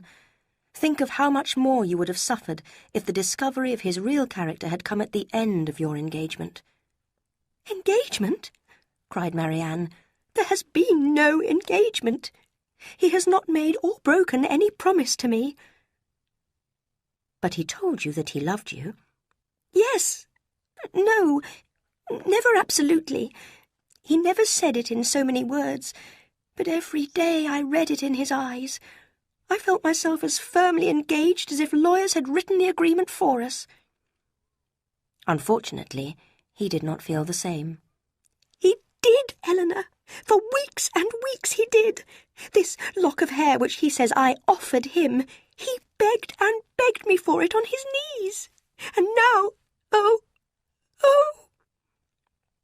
Elinor was quite alarmed for her sister's health, as the violence of her sobbing grew, but she managed to persuade her to take some medicine to calm her restless pain of mind and body. Kind Mrs. Jennings showed real concern when she visited the patient. She had heard that Marianne's rival was a Miss Grey, a young woman with £50,000 a year, and that Willoughby had seriously overspent on his carriages and horses and needed money urgently. Mrs. Jennings had no words hard enough to describe his behaviour. She was sincerely sorry she had joked so often about Marianne's attachment, but, with the return of her natural cheerfulness, hoped that it would all be for the best, because now Marianne could marry Colonel Brandon after all. Chapter 7. The Truth About Willoughby. The next day, Marianne felt just as miserable, and could talk about nothing but Willoughby. With affectionate words, Elinor encouraged her to talk about her feelings. Marianne was determined to avoid Mrs. Jennings' presence, however. "She cannot feel, Elinor," she cried. "Her kindness is not sympathy. She is only interested in me because she will enjoy telling her friends all the details of my sad situation." It is unfortunate that many people of excellent intelligence and character, like Marianne, are neither reasonable nor fair. Then something happened after breakfast, which sank Mrs. Jennings still lower in Marianne's opinion. The sisters were in their room when Mrs. Jennings hurried in, holding out a letter in her hand and with a cheerful smile on her face. "Now, my dear," she cried, "I bring you something that I am sure will do you good." At once, Marianne imagined a letter from Willoughby, full of affection and believable explanations, instantly followed by Willoughby himself, who would throw himself passionately at her feet. The work of one moment was destroyed by the next. In front of her eyes was her mother's writing, never unwelcome till then, and in the bitterness of her disappointment she felt she had reached the depths of her suffering. She could not speak, and the tears poured down her face. Mrs. Jennings was not at all aware of what she had done, and with many kind words of sympathy, soon left the Miss Dashwoods to read the letter together. It brought them no comfort, as it expressed Mrs. Dashwood's complete confidence in and affection for Willoughby. Marianne's tears flowed even faster when she thought how shocked and saddened her dear mother would be to hear the news. She was now very eager to return home to Devonshire. Elinor sat down, with a heavy heart, to write to her mother again, telling her how Willoughby had behaved and asking what they should do. Just then there was a knock on the front door, and Marianne, looking out of the window, saw Colonel Brandon outside. She hurried away to her room, and Elinor remained to greet him. He seemed disturbed and unhappy, and asked anxiously after Marianne. "I have come, hoping to find you alone," he said in some confusion, "because my only wish is to give comfort, no, not comfort, to support your sister in this difficult time. My feeling for her, for yourself, for your mother. Will you allow me to prove it by telling you some details of...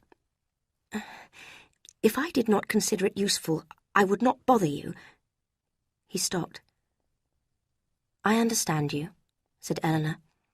"You have something to say about Mr. Willoughby that will open his character to us. Telling me would be the greatest proof of friendly feeling for Marianne. I beg you, let me hear it immediately."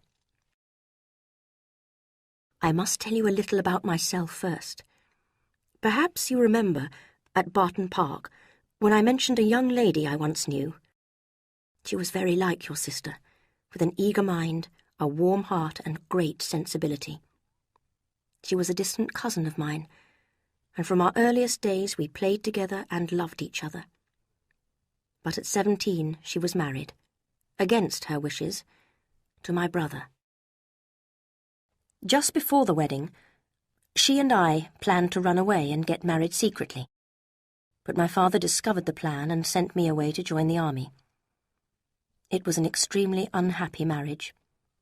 My brother did not love or respect her, and spent his time on pleasures most unsuitable for a husband.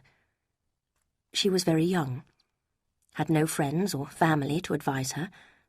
I had been sent abroad by then, and my brother's bad example was always with her. I cannot describe the shock I received when I heard, 2 years later, of her divorce. He could not speak for a moment, and when he saw Elinor's concern and sympathy, took her hand and kissed it gratefully. When I returned to England 3 years later, I began to search for her, but she was no longer with her first seducer, the man for whom she had left her marriage. There was every reason to fear she had left him only to sink deeper into a life of dishonour. After 6 months, however, I did find her, in a debtor's prison.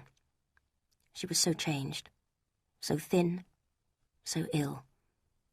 She had only a short while to live, so I made sure she was properly looked after, and I was with her in her last moments. He stopped for a moment to control himself, then went on. With a firmer mind and a happier marriage, she could have been everything you will live to see in your sister. She left to my care her little girl Eliza, the child of her first seducer. I sent Eliza to school, and then put her in the care of a very respectable woman living in the country. She is now 17.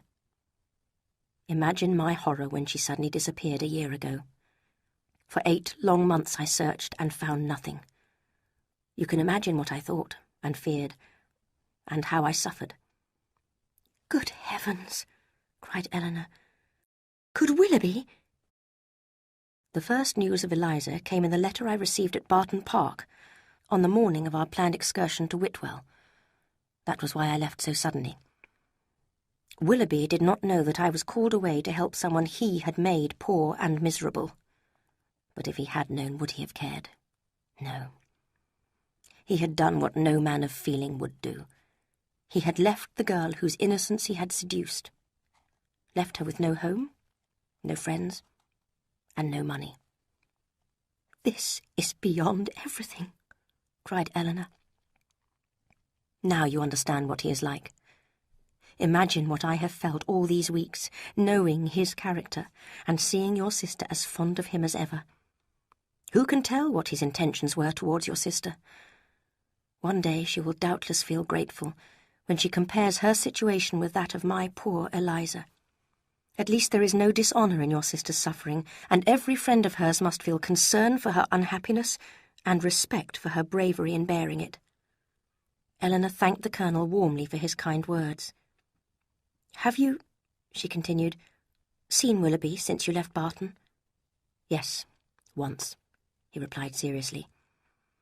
"As Eliza had confessed to me the name of her seducer, I accused him of dishonourable behaviour and challenged him to a duel. We met by appointment, but both of us returned unwounded. And my poor Eliza has had the child she was expecting, and now remains in the country." After this the Colonel left, and Elinor very soon passed on the details of the conversation to her sister. The effect was not quite what she had hoped. Marianne listened attentively, and appeared to accept Willoughby's guilt. She no longer avoided the Colonel when he came to the house, and talked to him in a gentle, pitying voice. But she seemed even more depressed, now that Willoughby's good character had been lost, as well as his heart. Mrs. Dashwood's letter of reply arrived next day. Her disappointment was almost more painful than Marianne's, and her anger even greater than Elinor's. But she advised them not to shorten their stay with Mrs. Jennings, which had been expected to last 5 or 6 weeks, as a speedy return to Barton would only remind Marianne of former happy times with Willoughby. She also hoped that Elinor would see more of the Ferrars family, who would soon be arriving in London. Sir John, Mrs. Jennings, and Mrs. Palmer all spoke forcefully about Willoughby, and determined to have nothing to do with him ever again. They talked so much about him, however, that it was a happy relief to Elinor when Lady Middleton showed only calm and polite unconcern. Whenever the subject was discussed, she would say gently, "It is very shocking indeed." But privately she was already planning to visit Mrs. Willoughby, who would be a woman of elegance and fortune. Mrs. Jennings was disappointed to see that the Colonel did not look more cheerful now that he no longer had a rival for Marianne. There seemed to be a better understanding between the elder Miss Dashwood and the Colonel, and Mrs. Jennings, who had quite forgotten Edward Ferrars, began to think that Elinor would become Mrs. Brandon. A fortnight after Willoughby's letter had arrived, Elinor had the painful duty of informing Marianne that he was married. Marianne received the news bravely at first and said nothing, but the tears came later, as wildly and as passionately as before. About this time, Elinor was sorry to see the Miss Steeles arrive in London, as their presence always gave her pain. Lucy pretended to feel great delight in finding them in town, and Elinor had to use all her self-control to answer politely. A pleasanter meeting took place a little later, when their brother, John Dashwood, came to visit them at Mrs. Jennings. He inquired after their health and their mother's, and was introduced to Colonel Brandon, who happened to be there. As it was a fine day, he asked Elinor to take a short walk with him. As soon as they were out of the house, his questions began. "Who is Colonel Brandon? Is he a man of fortune?" "Yes, he has a large house with some land, and I believe about £2,000 a year." "I think, Elinor, I will soon be congratulating you on making a very respectable marriage. He seems most gentlemanly, and he likes you, I'm sure of it." "He has not the smallest wish to marry me." "You are wrong, Elinor. A very little effort on your side will catch him. Some of those little encouragements, which ladies can so easily give, will fix him, in spite of the smallness of your fortune. You should try for him. How amusing if Fanny had a brother and I had a sister marrying at the same time." "Is Mr. Edward Ferrars," Elinor said calmly, "going to marry?" "It is not actually arranged yet, but the lady is Miss Morton, Lord Morton's only daughter, with £30,000 of her own. Edward's mother will most generously allow him £1,000 a year if he marries Miss Morton. I wish we could live so comfortably. I'm afraid our income is not large enough for us to live as we would like." And he shook his head sadly at the thought of his own difficulties. The following week, Mr. and Mrs. John Dashwood gave a grand dinner party. The Middletons, Mrs. Jennings, Colonel Brandon, the Miss Dashwoods, and the Miss Steeles were all invited. Elinor and Lucy both knew that Mrs. Ferrars would be present as well. "Pity me, dear Miss Dashwood," whispered Lucy as they walked up the stairs. In a moment I shall see the person on whom all my happiness depends, my future mother-in-law. Mrs. Ferrars was a little, thin woman with a disagreeable expression.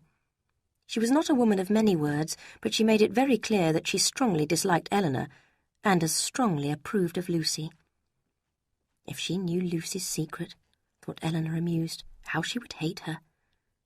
She felt almost relieved that she could not now hope to become Edward's wife with such a mother-in-law. The next morning, Elinor received a visit from Lucy, who had been so delighted by Mrs. Ferrars' welcoming behaviour to her that she felt she simply had to tell her dear friend about it. "She was so kind to me. Did you not notice it? And your sister-in-law too. What elegant, delightful women they are." Before Elinor could bring herself to reply, the door opened and Edward walked in. It was a very difficult moment for the three of them, but Elinor took control of the situation. Anxious to show that nothing was wrong, she welcomed him in her usual way.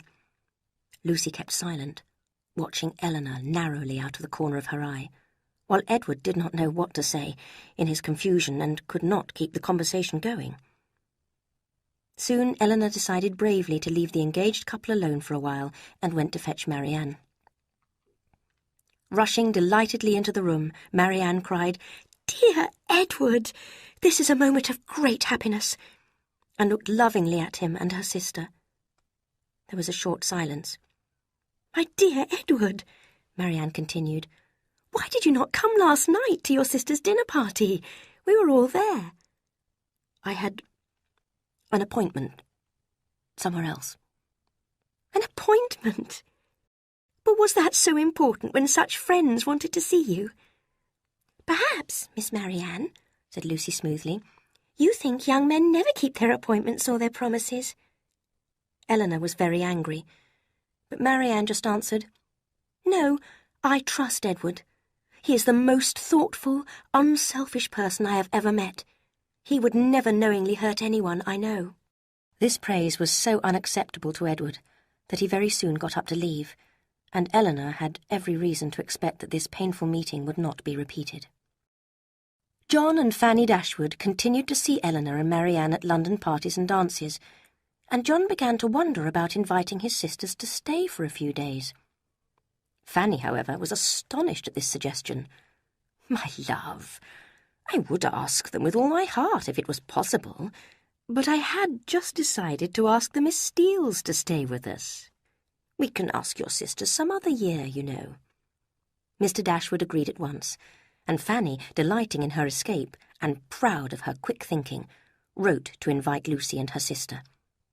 This made Lucy really happy. Such an opportunity of being near Edward and his family was the most useful thing in the world for her. And when the invitation was shown to Elinor, she began for the first time to share Lucy's expectations and prepared herself to hear officially of the engagement. Chapter 8. Edward's Engagement. Mrs. Jennings was very busy at this time, as her daughter Charlotte had just had a baby and was clearly in need of a fond mother's advice. She visited Charlotte at least twice a day, and it was at the Palmer's house that she heard a most interesting piece of news. She hurried excitedly back to tell Elinor. "My dear Miss Dashwood, have you heard? Your sister-in-law is ill, Charlotte's doctor told me, and do you know why? It appears that Edward Ferrars, the young man I used to joke with you about, has been engaged for over a year to Lucy Steele, and no one knew a word of the matter except her sister Anne. Could you have believed such a thing possible? What happened was this. The Miss Steeles are staying with your brother and his wife, as you know. Anne, who is a kind creature but of no great intelligence, thought that there would be no difficulty, as Fanny Dashwood seemed to like Lucy so much, so she told her all about the engagement. Well, your sister-in-law fell onto the floor and started sobbing and screaming so violently that your brother had to send for the doctor. Lucy and Anne were told to pack their bags and leave at once. Of course, the Ferrars family wanted Edward to marry that rich Miss Morton, but I have no pity for them. I cannot bear people who think money or greatness is important. There is no reason why Edward should not marry Lucy. She knows better than anyone how to make the most of everything, and if Edward's mother allowed him £500 a year, they could live comfortably. Mrs. Jennings, to Elinor's relief, no longer suspected her of having any interest in Edward, but she could talk of nothing else. Elinor, knowing that Marianne would be fierce in her anger against Edward, was now anxious to tell her sister the truth, and to prepare her to hear the subject discussed. Marianne listened to Elinor's story with horror, and cried without stopping.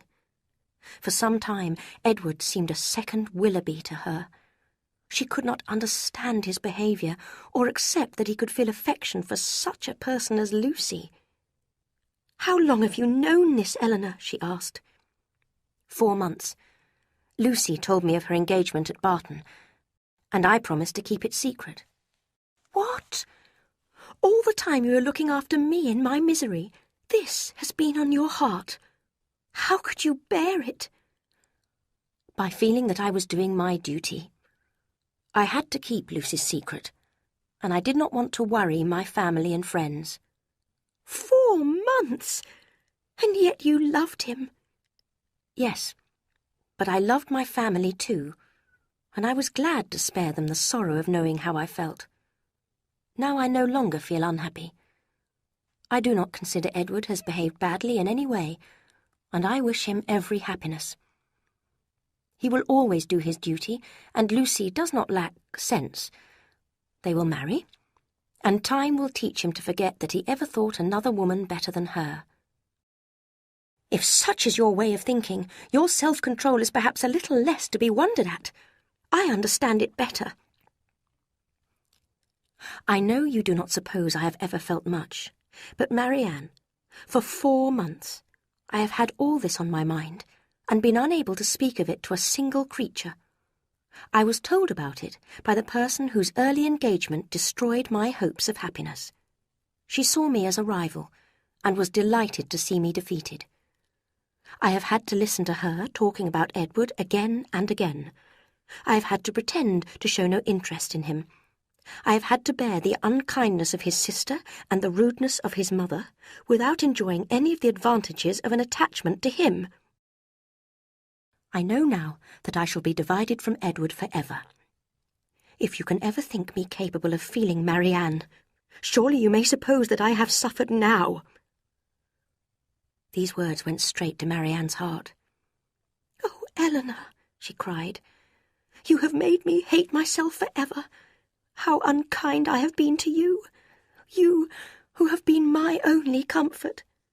And the two sisters fell sobbing into each other's arms. Marianne was so sorry she had misjudged her sister that she promised to do anything Elinor wanted: to discuss the engagement in public without bitterness, to meet Lucy without showing any dislike, and even to talk to Edward himself, if chance brought them together, with her usual friendliness. The next morning brought a test of her self-control, when John Dashwood came to visit Mrs. Jennings and his sisters. "You have heard, I suppose," said he with a most serious expression, "of our very shocking discovery yesterday."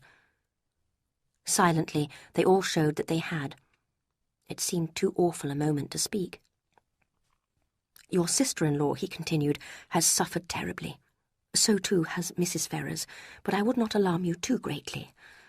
The doctor says Fanny is strong, and will get better in time. She says she will never think well of anybody again, and I cannot wonder at it, as she was so deceived. How ungrateful those young women were, after she had shown them so much kindness. 'I wish with all my heart,' says poor Fanny in her affectionate way, 'that we had invited your sisters instead of them.'" Here he stopped to be thanked, then continued. "What poor Mrs. Ferrars suffered cannot be described. She could not believe Edward was secretly engaged, when all the time she had been planning a most excellent marriage for him. She sent for him, and he came to see her. I am sorry to tell you what happened next. All our attempts to persuade Edward to end the attachment were useless. even when his mother explained that if he married Miss Morton, she would generously allow him £1,000 a year, and even when she offered to make it £1,200, he still insisted that he would not break the engagement. Mrs. Ferrars then told him he would receive no money at all from her, and if he entered any profession, she would do her best to prevent him succeeding in it. "Good heavens!" cried Marianne. "Can this be possible?" "Your surprise is very natural, Marianne," said her brother. "It is astonishing that Edward could not be persuaded." Marianne, about to disagree fiercely, remembered her promises to Elinor, and said nothing. "Well," cried Mrs. Jennings, "I think he has behaved like an honest man. He must keep his promise to marry Lucy Steele. If he broke it, the world would think him a worthless scoundrel."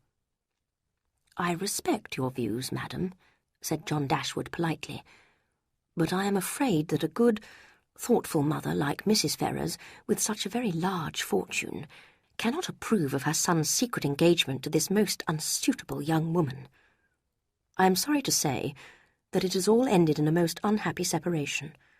Mrs. Ferrars told Edward to leave her house, and he obeyed at once. She does not wish to see him ever again, and has now decided very understandably that Robert, not Edward, should inherit her fortune when she dies. Poor Edward. His younger brother will be wealthy while he remains poor. I feel for him sincerely."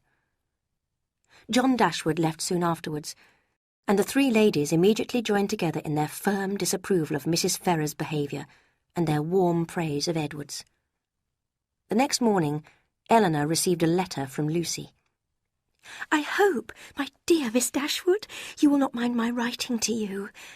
I know that, as a true friend, you will be pleased to hear my news. Edward and I, although we have suffered terribly in all our recent troubles, are quite well now, thank God, and happy in each other's love. We are very grateful to our friends, yourself not the least among them, for helping us through our many difficulties. I shall always remember your great kindness, and so will Edward. I am sure you will be glad to hear that I spent 2 happy hours with him yesterday. I offered him his freedom, and was ready to consider our engagement at an end, if that was what he wanted. But he would not hear of it, and said he did not care about his mother's anger, as long as he had my affections. Life will not be easy for us, it is true, but we must wait and hope for the best. He will enter the church soon, and if you ever have the opportunity to recommend him to anybody who can give him a living, I am sure you will not forget us. And dear Mrs. Jennings, too. I hope she will say a good word for us to any friend who may be able to help us. I beg you to remember me to her most gratefully and respectfully, and to Sir John and Lady Middleton, and the dear children, and give my love to Miss Marianne. Yours truly, Lucy Steele." Elinor felt sure that Lucy wanted the letter to be seen by Mrs. Jennings, and showed it to her immediately. Mrs. Jennings was full of praise for Lucy's warm heart. "How prettily she writes," she said. "She calls me dear Mrs. Jennings, you see. I wish I could get him a living with all my heart." The Miss Dashwoods had now been in London for more than 2 months, and Marianne was becoming more and more impatient to go home.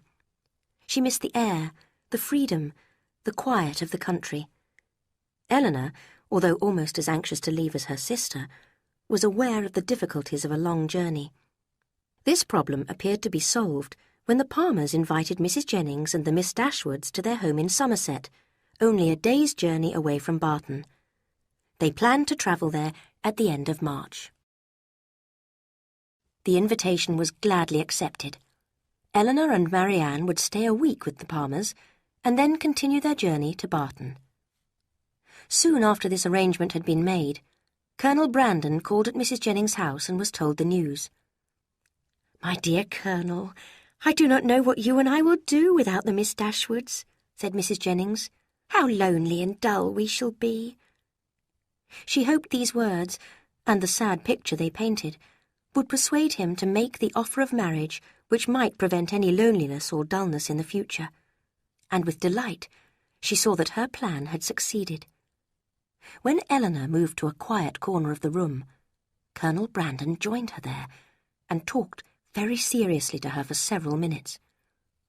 Although Mrs. Jennings was too honourable to listen, she could not help seeing that Elinor was blushing and looking agitated.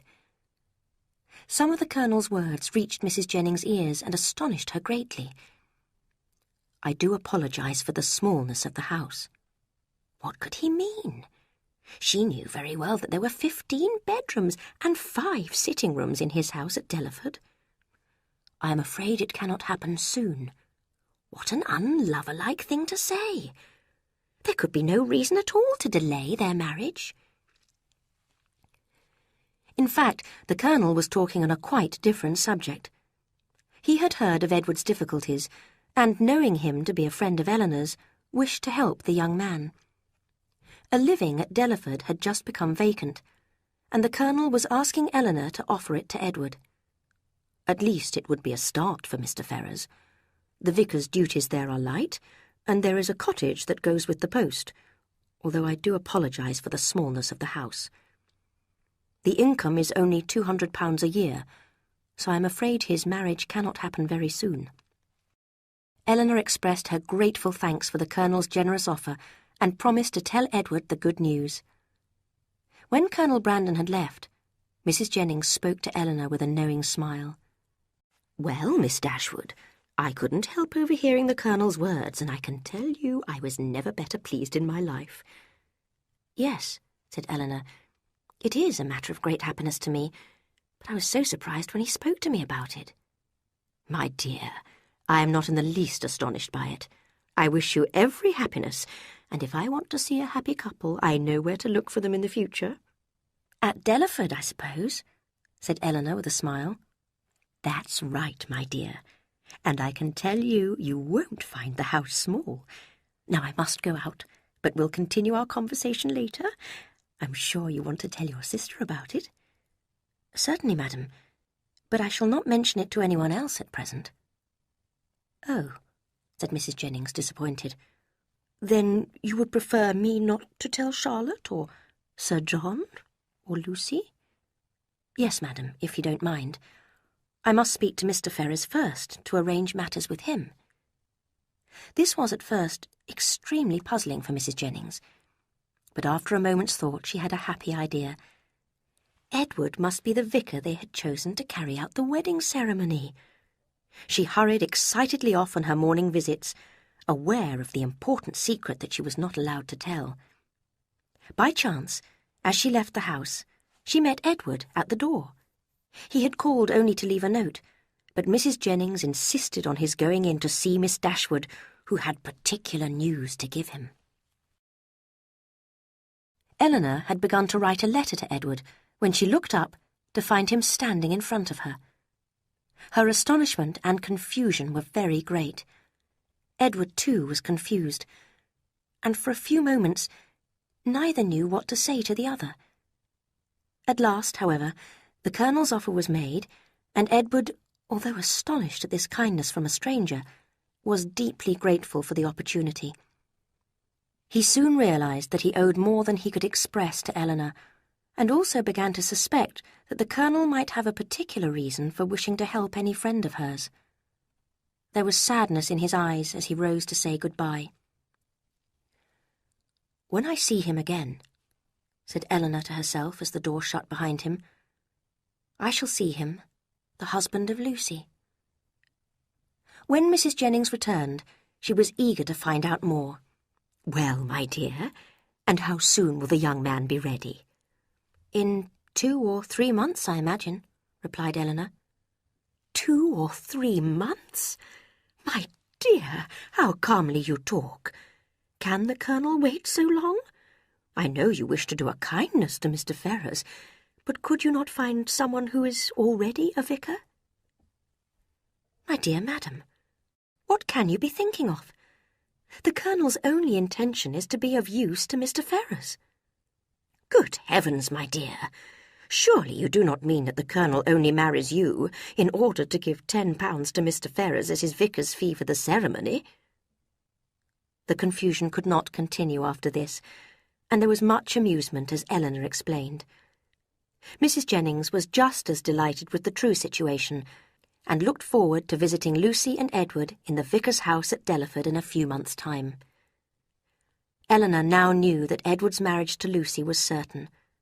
She herself had helped to smooth the path towards it. Chapter 9. Marianne's Illness. Before leaving London, Elinor paid one last visit to her brother and his wife. Fanny did not wish to see her and stayed in her room, but John was very interested in the news of Edward's good luck. He could not understand why the Colonel should give away a living when he could have sold it. But he had something more particular to say to his sister. Taking her hand, he spoke in a very serious whisper. "There is one thing I must say, because I know it will please you. I know, in fact, Fanny heard her mother say, that although perhaps she did not approve of a certain attachment of Edward's, you understand me, it would have been far preferable to her than this engagement to Miss Steele. Of course, all that is quite in the past now and out of the question, but I thought I would just tell you, my dear Elinor. Not that you have any reason to be sad. There is no doubt of your doing extremely well. Has Colonel Brandon been with you lately?" Elinor was glad to be spared the need to reply by the entrance of Mr. Robert Ferrers. She had only met him once before, and had found him a thoughtless and insensitive young man, full of his own self-importance. This short meeting only served to support her low opinion of his head and heart. He talked happily of Edward's inheritance, which he would now enjoy, and laughed loudly at the idea of Edward as a poor vicar living in a cottage. "His engagement certainly was very shocking news," he added. "I said to my mother, 'My dear madam, I do not know what you intend to do, but for myself I must say that if Edward marries this young woman, I shall never see him again.' I saw the girl once, you know, just a plain country girl with no elegance or beauty. I cannot help thinking that if I had heard of the connection earlier, I could have persuaded Edward to break it off. But now it is all too late. He must be punished, that is certain." Elinor was relieved that she could not stay long, and sincerely hoped she would not see Robert Ferrers again. The journey to Cleveland, the Palmers' home in Somerset, took 2 days. Their house was comfortable and modern, with large, well-kept gardens and woods. On her arrival, Marianne went straight into the garden. She was feeling more agitated than usual, aware of being only 80 miles from Barton, and only 30 from Willoughby's country house. But she loved being back in the romantic countryside. She determined to spend as much time as possible taking lonely walks through the gardens and woods. Alone, she would be free to delight in her misery, thinking, dreaming, remembering. The hours passed quietly at Cleveland. Mrs. Palmer had her child, and Mrs. Jennings her sewing. Elinor was surprised to find Mr. Palmer very capable of being a pleasant companion, and only occasionally rude to his wife and mother-in-law. Colonel Brandon, who was also a guest of the Palmers, spent a great deal of time with Elinor, talking to her about the vicar's house at Delaford and the repairs he was planning to have done to it. His pleasure in her conversation and his respect for her opinion would have been enough to justify Mrs. Jennings' view of his attachment, and even, perhaps, to make Elinor suspect it herself. She still felt certain, however, that while he spoke to her, it was Marianne at whom he looked, and of whom he thought. When Marianne mentioned that she had a sore throat and felt unwell, the Colonel appeared extremely worried. In his concern, Elinor saw the quick feelings and needless alarm of a lover. 2 delightful evening walks in thick wet grass had given Marianne a violent cold. She felt heavy and feverish, with pains all over her body, but at first refused all medicines, saying that a good night's rest was all that she needed. The next day, however, she was worse, unable to do anything except lie miserably on a sofa, and after another restless, feverish night, Elinor was ready to send for the Palmers' doctor. After examining his patient, he said that she was suffering from an infection and would recover in a few days. But the word infection greatly alarmed Mrs. Palmer, who feared that her baby might catch it, and she persuaded her husband to take her and the child to stay with a near relation until there was no further danger of illness at Cleveland. Mrs. Jennings kindly insisted on staying with the Miss Dashwoods, as she felt responsible for the young ladies in their mother's absence, and Colonel Brandon also offered to stay in case a gentleman's help was needed.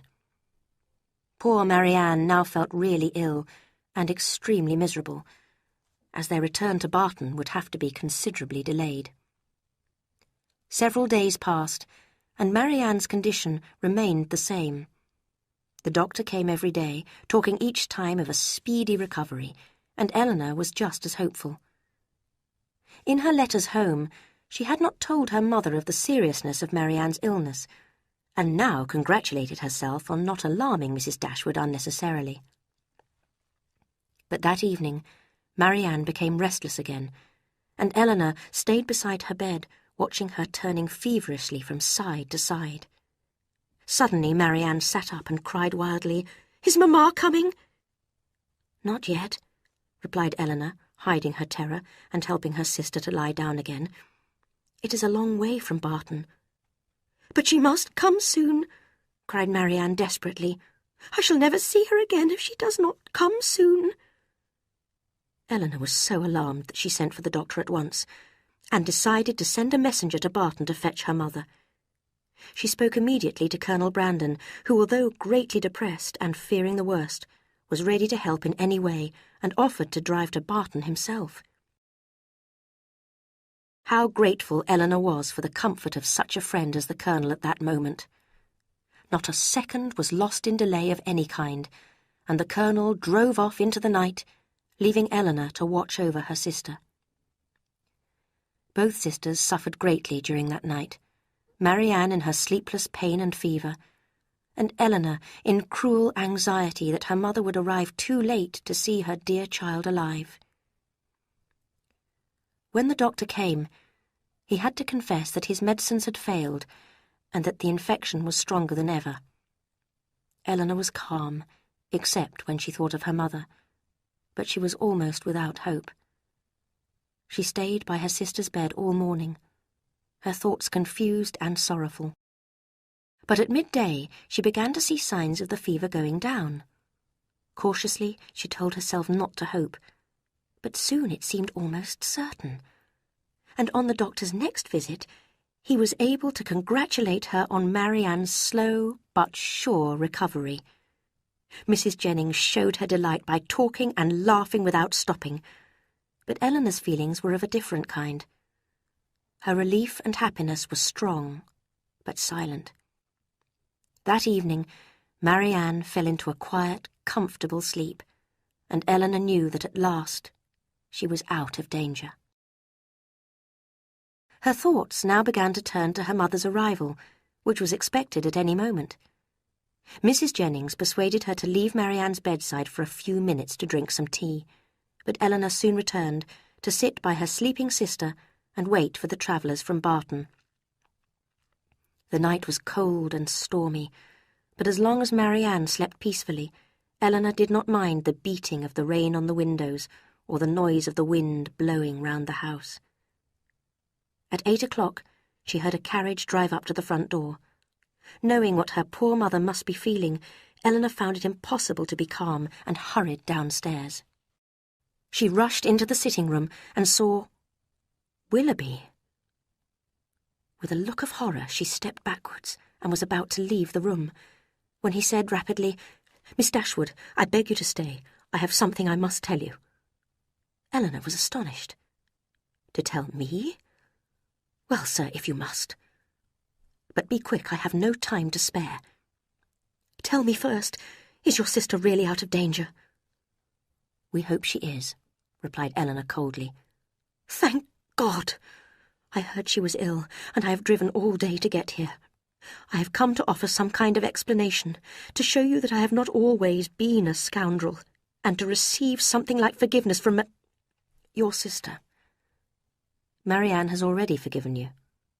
Has she? He cried eagerly. But listen, I must explain.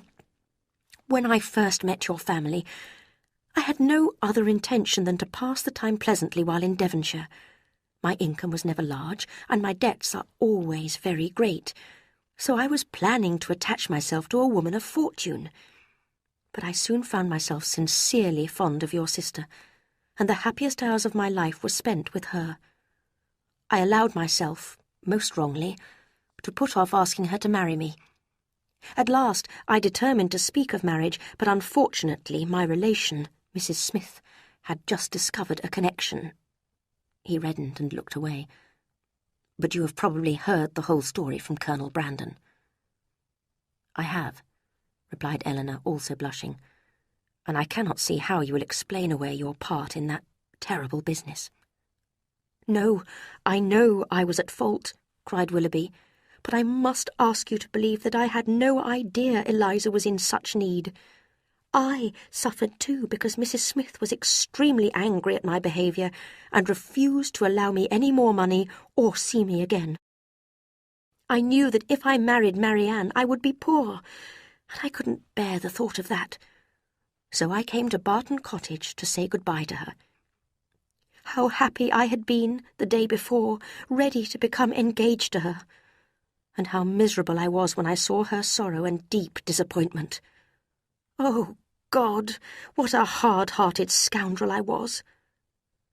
There was a short silence, while Willoughby recovered his self-control, and Elinor's heart softened a little towards him. And then, in London, Marianne's notes to me. Every word was a knife in my heart. She was far dearer to me than any other woman in the world, but by then I was engaged to Miss Grey. "Do not speak like that of my sister, Mr. Willoughby," said Elinor. "Remember that you are a married man now." He began to laugh wildly. "Married, yes. Did you like the letter I wrote to Marianne? Miss Grey happened to see Marianne's last note to me and read it. Her jealous anger made her think of a cruel punishment for me. She told me what to write and watched over me as I wrote the letter. They were all her own gentle words, her own sweet thoughts. I could not risk losing her. I needed her money to pay my debts." "You ought not to speak of Mrs. Willoughby in this way. You have made your choice, and should respect your wife. She does not deserve your pity. I have no chance of domestic happiness with her. But do you think me less guilty than before? Will you tell your sister, when she has recovered, what I have told you? If ever, one day, by some happy chance, I were free again—" Elinor stopped him with a frown. "Well, I shall leave now. I shall live in terror of one event. Your sister's marriage." "She can never be more lost to you than she is now." "But someone else will have her, and if that someone were he whom of all men I could least bear. But I must go. Goodbye." And he almost ran out of the room. Elinor's heart was full as she returned to her sleeping sister. The past, the present, the future, Willoughby's visit and the pity she felt for him, Marianne's health and her mother's expected arrival, made her so agitated that she did not notice her hunger or tiredness. Only half an hour later, a second carriage arrived at the house. Elinor hurried to the door, just in time to receive and support her mother as she entered, half dead with fear. In a moment, Elinor was able to give the good news, and Mrs. Dashwood's tears silently expressed her relief. Colonel Brandon shared her feelings in an even greater silence. In 2 minutes, Mrs. Dashwood was with her suffering child, made dearer than ever by absence, unhappiness, and danger. Marianne's recovery continued every day, and Mrs. Dashwood soon found an opportunity to tell Elinor another piece of news. On the long drive from Barton to Cleveland, Colonel Brandon had been unable to hide his feelings, and had told Mrs. Dashwood that he had long wanted to marry Marianne. Mrs. Dashwood was now as certain of the Colonel's excellent character as she had once been of Willoughby's, and hoped that Marianne would, in time, come to accept Colonel Brandon's offer of marriage. Chapter 10. Return to Barton. Marianne recovered so well that within a week she was able to travel home, with her mother and Elinor in Colonel Brandon's carriage. Elinor was pleased to see that Marianne showed a new firmness of mind and calmness of expression. Although she was clearly still upset when she thought of the past, she was now able to control her feelings and show a cheerful face to her family. She started planning a new life for herself. "When I am stronger, Elinor, we will take long walks together every day. I shall never get up later than 6, and I shall spend every morning practicing my music or reading." Elinor smiled, doubting whether this plan would last very long, but happy to see Marianne enthusiastic again. A couple of days later, the weather was so fine that Mrs. Dashwood encouraged Elinor to take Marianne out for a gentle walk, and the sisters set out along the quiet country road. "There, exactly there," said Marianne, pointing to the hill behind the house, "is where I fell and first saw Willoughby. I am thankful to find that I can see the place with so little pain. Can we talk on that subject now, do you think, Elinor?" She was affectionately encouraged to speak openly.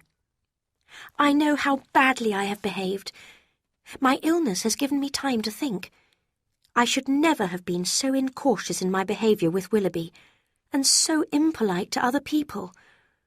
I know now that my own uncontrolled feelings caused my suffering, and even my illness was all my own fault.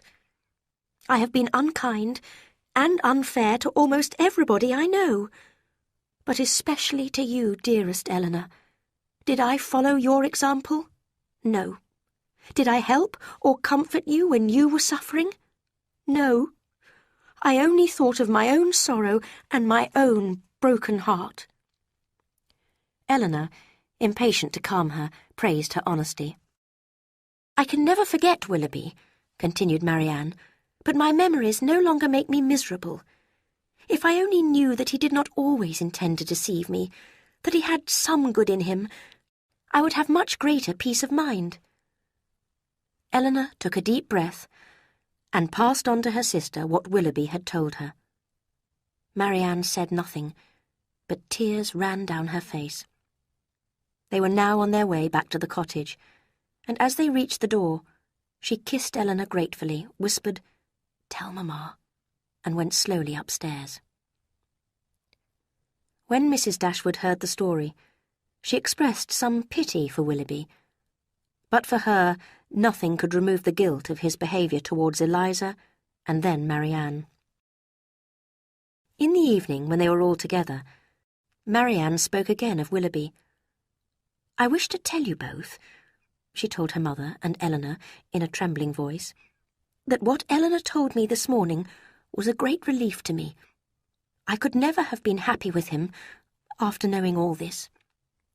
I know," cried her mother. "My Marianne, happy with a scoundrel like that? No." "Marianne, you consider the matter," said Elinor, "exactly as a sensible person should. And I expect you realise that marriage to him would have involved you in many troubles and disappointments. You would always have been poor, and perhaps your influence on his heart would have lessened, as he realised his selfish demands could not be met." "Selfish? Do you think him selfish?" said Marianne.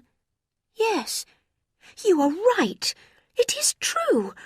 How foolish I was." "I am more to blame than you, my child," said Mrs. Dashwood. "I should have discovered his intentions earlier." During the next few days, Marianne continued to get stronger, and life at Barton fell back into the old routines. Elinor grew impatient for some news of Edward, but the news arrived in a rather unexpected way. Mrs. Dashwood's manservant, Thomas, had been sent to Exeter one morning on business, and on his return finished his report with these words: "I suppose you know, madam, that Mr. Ferrers is married?" Marianne looked quickly at Elinor's white face and burst into uncontrolled sobbing. Mrs. Dashwood did not know which daughter to take care of first. She and Margaret led Marianne to another room, and then Mrs. Dashwood hurried back to Elinor, who, although clearly upset, had been able to start questioning Thomas. At once, Mrs. Dashwood took that trouble upon herself. "Who told you that Mr. Ferrers was married, Thomas?" "I saw him myself, madam, with his lady, Miss Steele, as her name was then. Miss Steele called to me from a carriage and asked after the young lady's health. Then she smiled and said she had changed her name since she was last in Devon." "Was Mr. Ferrers in the carriage with her?" "Yes, madam.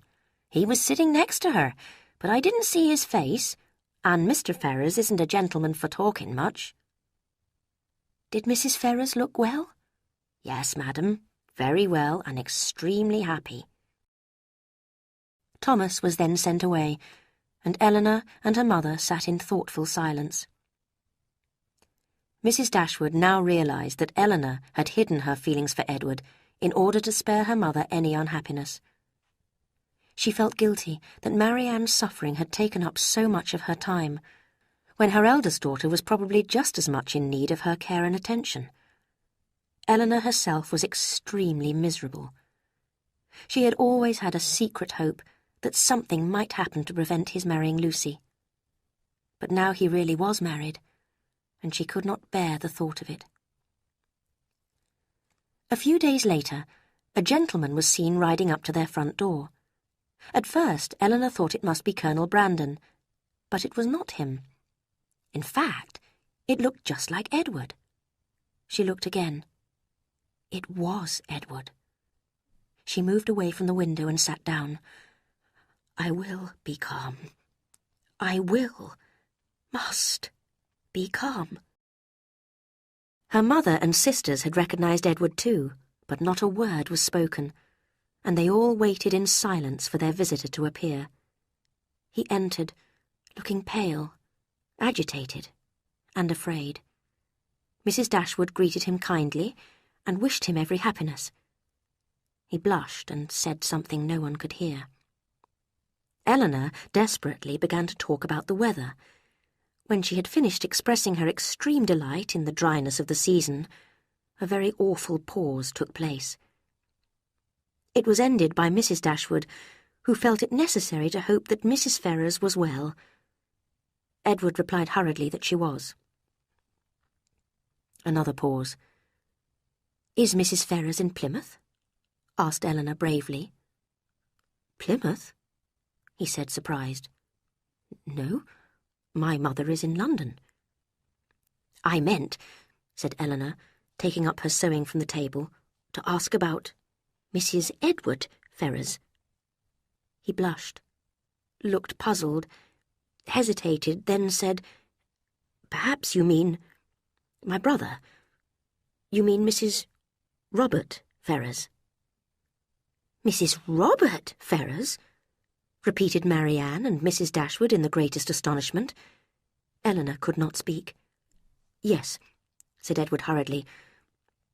"You may not have heard that my brother is now married to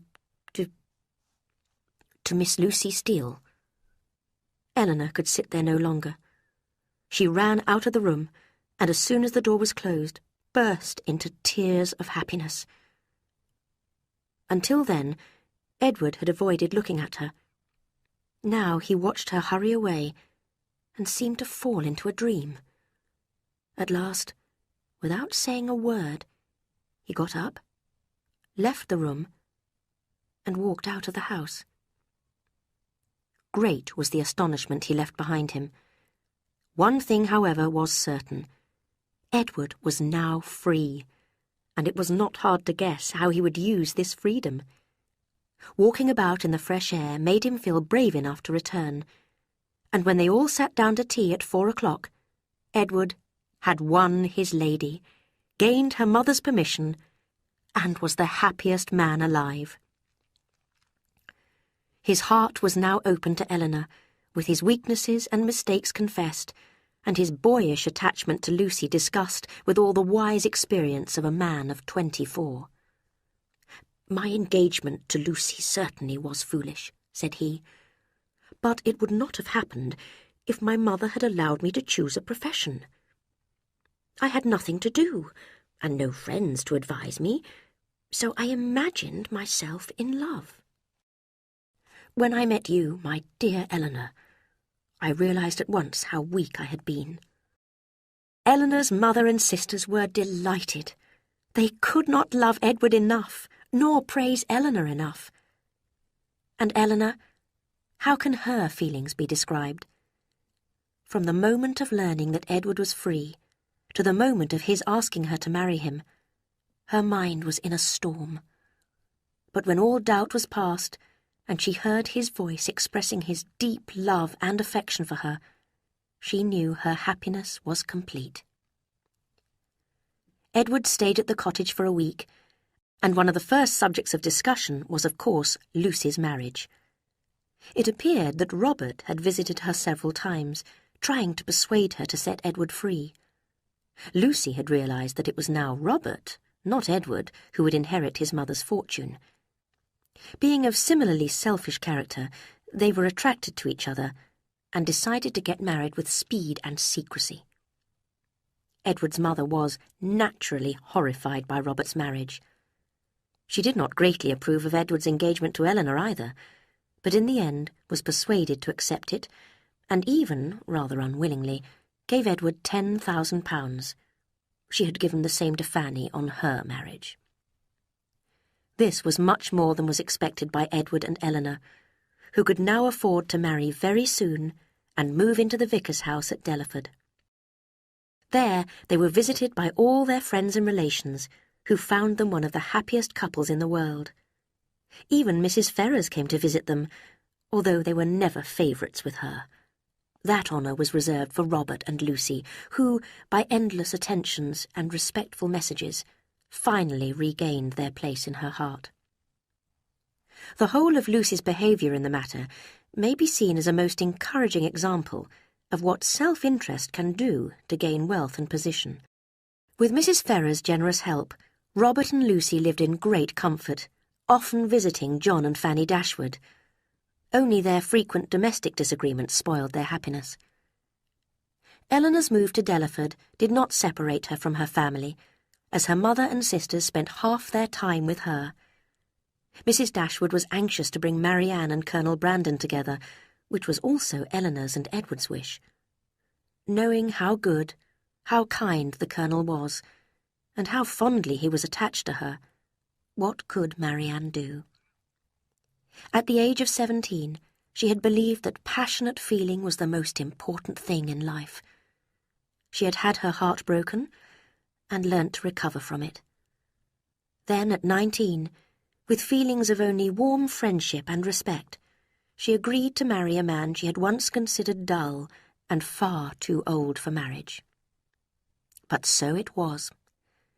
Colonel Brandon was now as happy as all those who loved him believed he deserved to be, and Marianne, who could never love by halves, came in time to love her husband as much as she had loved Willoughby. Willoughby himself was saddened to hear of her marriage, but he did not die of a broken heart. He even managed to get some enjoyment out of life, as his wife was not always unpleasant, and his home not always uncomfortable. But Marianne remained his idea of the perfect woman, and he often refused to admire a new young beauty as nothing to compare with Mrs. Brandon. Mrs. Dashwood stayed on at Barton Cottage, and as Margaret soon grew old enough for dancing and falling in love, Sir John and Mrs. Jennings did not miss Elinor and Marianne as much as they had feared. Barton and Delaford were connected by strong family affection, and there was constant communication between the two places. Elinor and Marianne lived in great happiness, loved and respected by their husbands, and almost within sight of each other. The passing of the years only served to bring them all closer together.